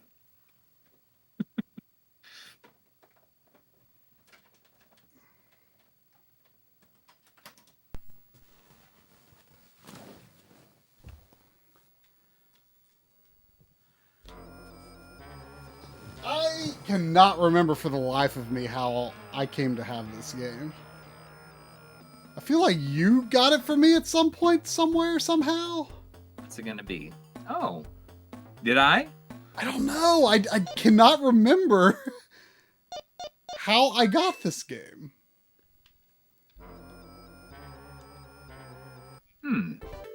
Well, Jay Osceola has been a member for 44 months. Whoa.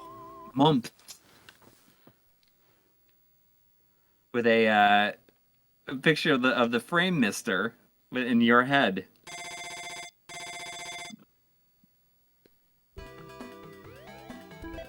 Thank you. You know, I feel like this game is maybe has a little bit of a bad reputation. Really? I kind of feel like it does. Like I saw Kaylee Gamer saying, "Oh, this is rough," and Mr. Dot saying, "This game is a thing." But you like early in the channel, you did a video just on this game. Yeah, I think that video might be 5 minutes long. How many views does it have? Oops. I don't know. I have to look that up. I have not played much of it. I mean, yeah, I like it. I think the character style is charming. I made a video from 2014. When It definitely sucks that Winston's not in it, but I don't know. It seems plausibly good. This video is so short that it does not have an actual opening to it. It just like has the tag. Oh, does it have that little pew pew? Is it like peels away? No, it's just like it's like almost like a bumper type thing. Yeah, we didn't always May put 9th, one 2014. This video has 13,000 views on it. I bet every single person in this chat has seen it. I don't know. Is this correct? Is it only has 24 comments on it. Jeez. What did they say? Saying, where'd you get that Metal Gear t-shirt? That's my custom printed I Feel Asleep t-shirt. Oh, There, like back then, you could like. I feel like I got it made at this. oh on a no! website called Screen. Egon's a mummy. Mega X6 has been a member for 8 months. Wow. Saying, have you played Ghostbusters on the PS4 and Switch? I played it with my nephew and loved it. It was one of the best game nights I've had. By talking that, about, like, do you mean is that the HD version of the 360 PS3 game? I assume so. But that's one, like, I tried to play it and I just couldn't get into it. Like, it was just a bad timing. That was actually one of the very first games, funny enough, that I played on my Xbox Series X. Because, like, I got the Series X, like, it came out, like, right before Thanksgiving, right? And the first game I played through on it was... Or not Series X, 1X.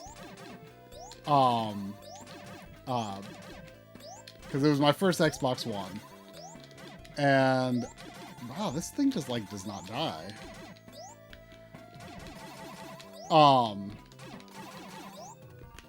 And I played Ori and the Blind Forest at first. And then I played... I think the next game I played was the Xbox 360 version of Ghostbusters. And then I played what is it? A game that you played last year that you didn't like that much, the Insomniac game. I'm totally drawing a blank on its name.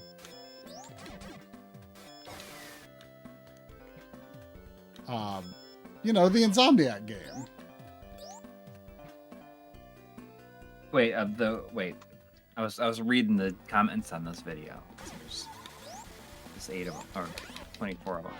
But like, Oh, what is that? Oh, you're talking about are you talking about Sunset Overdrive. Oh, not. Oh, I thought you were talking about like Fuse. the generic Fuse. Yeah. We should stream that one sometime. Bring in the big numbers. Yeah. It's like the most forgettable game of that generation. Basically. But it's not bad.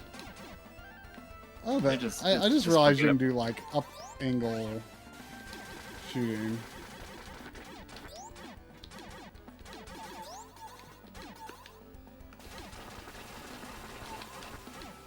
Whoa.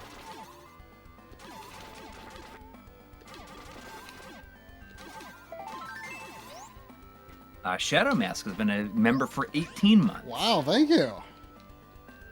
There's exciting stuff happening in the Saturn Netlink community. I got my butt kicked in a Virtua Fighter tournament and loved every second of it. Let's check out the other level. I think I heard something about that, like, but I don't know where. Maybe it's just like the different versions. I heard something about like different versions. Push trig to exit. Like, what the heck is trig? Yeah, if you're using a 3-button controller, like the early ones, it would say trigger above the buttons, the A, B, and C buttons. Oh. What? I wanted to go the other level. I guess I'll reset.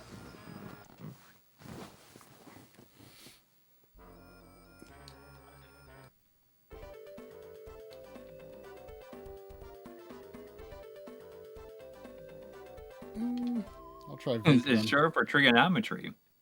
Try. Gotcha. I hate how Peter looks. Look at his smile. Yeah, he looks a I little. like how everyone else is like disappointed. He looks like he's like melting or something.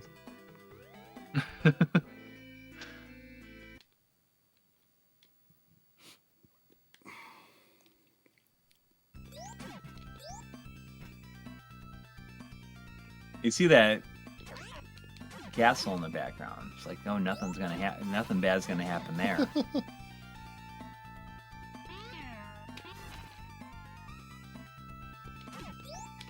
I do appreciate the cold breath. Yeah.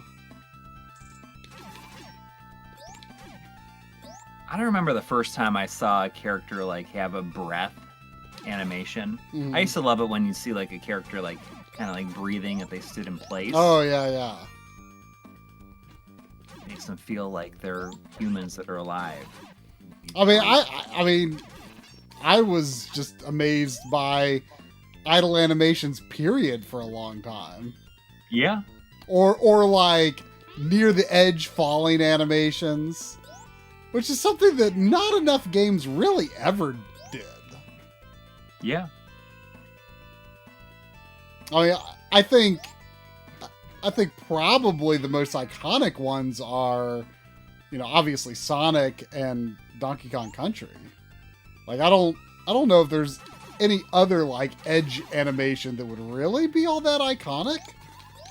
Yeah. Because like I like cannot think of another off the top of my head, really. I know there are more, but Well, Castle of Illusion, the Mickey Mouse, was the first game I remember seeing it in. Yeah.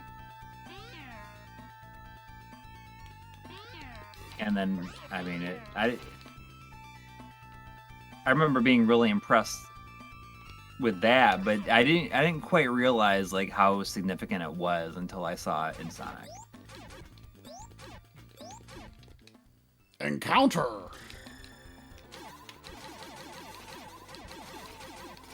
Whoa. Oh, Metal Slug does have that. Yeah, it has like the undulating characters. Undulating. Yeah, I mean that's what they're like breathing. Oh yeah.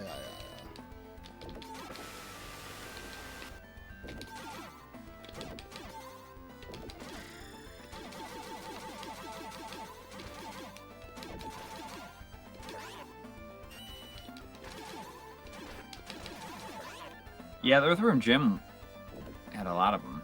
Well, I mean, Earthworm Jim is just like constantly like moving like a lot. Yeah.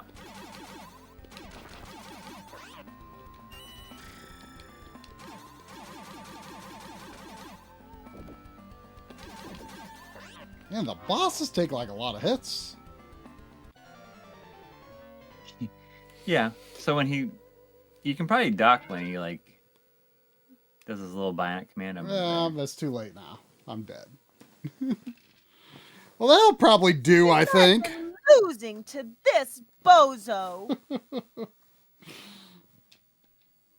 that gonna wrap it up? I guess. Steffi's still got a little time on her Oh, really? $150 donation, but it's Yeah. gonna probably be like a Can't see it. 45 minutes or something like that before it runs out. Hopefully, it's okay. Oh, well, it actually doesn't look like it's that far off. Yeah, I probably 30 minutes at least, or You think? 20 to 30 minutes, I'm guessing. Steffi's saying, okay, it's fine. Oh, it's fine. Don't worry about it. I'm gonna be streaming 3 days in a row because I did the bonus stream of Fail Frame 3 yesterday, and I'm not optimistic about finishing it tomorrow. But So even after doing like the long stream, like you didn't finish it. No, I think I've got a good ways to go. I think people said there's like The chapters are called hours, and I'm on, I think, hour 7 or 8, and I think there are 14.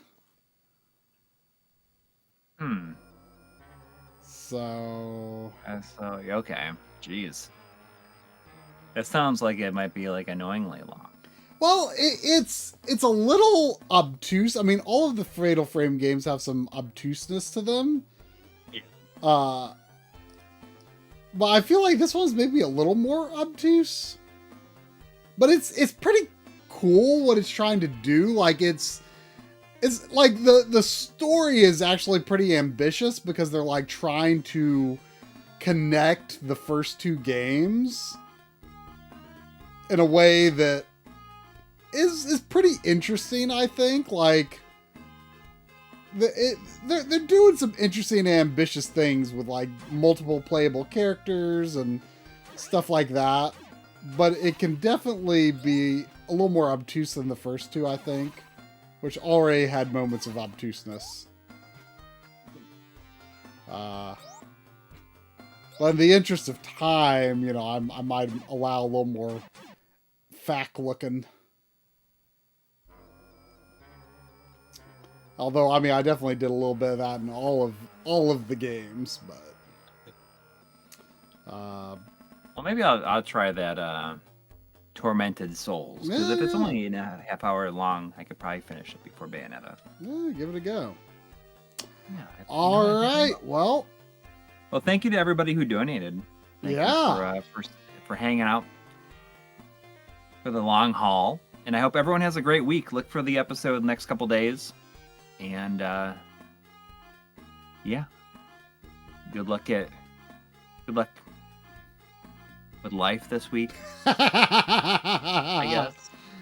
And look forward to the Sega Ages 2500 video. Help you succeed at life even more this week. Heck yeah. All right, everybody. Have a great night.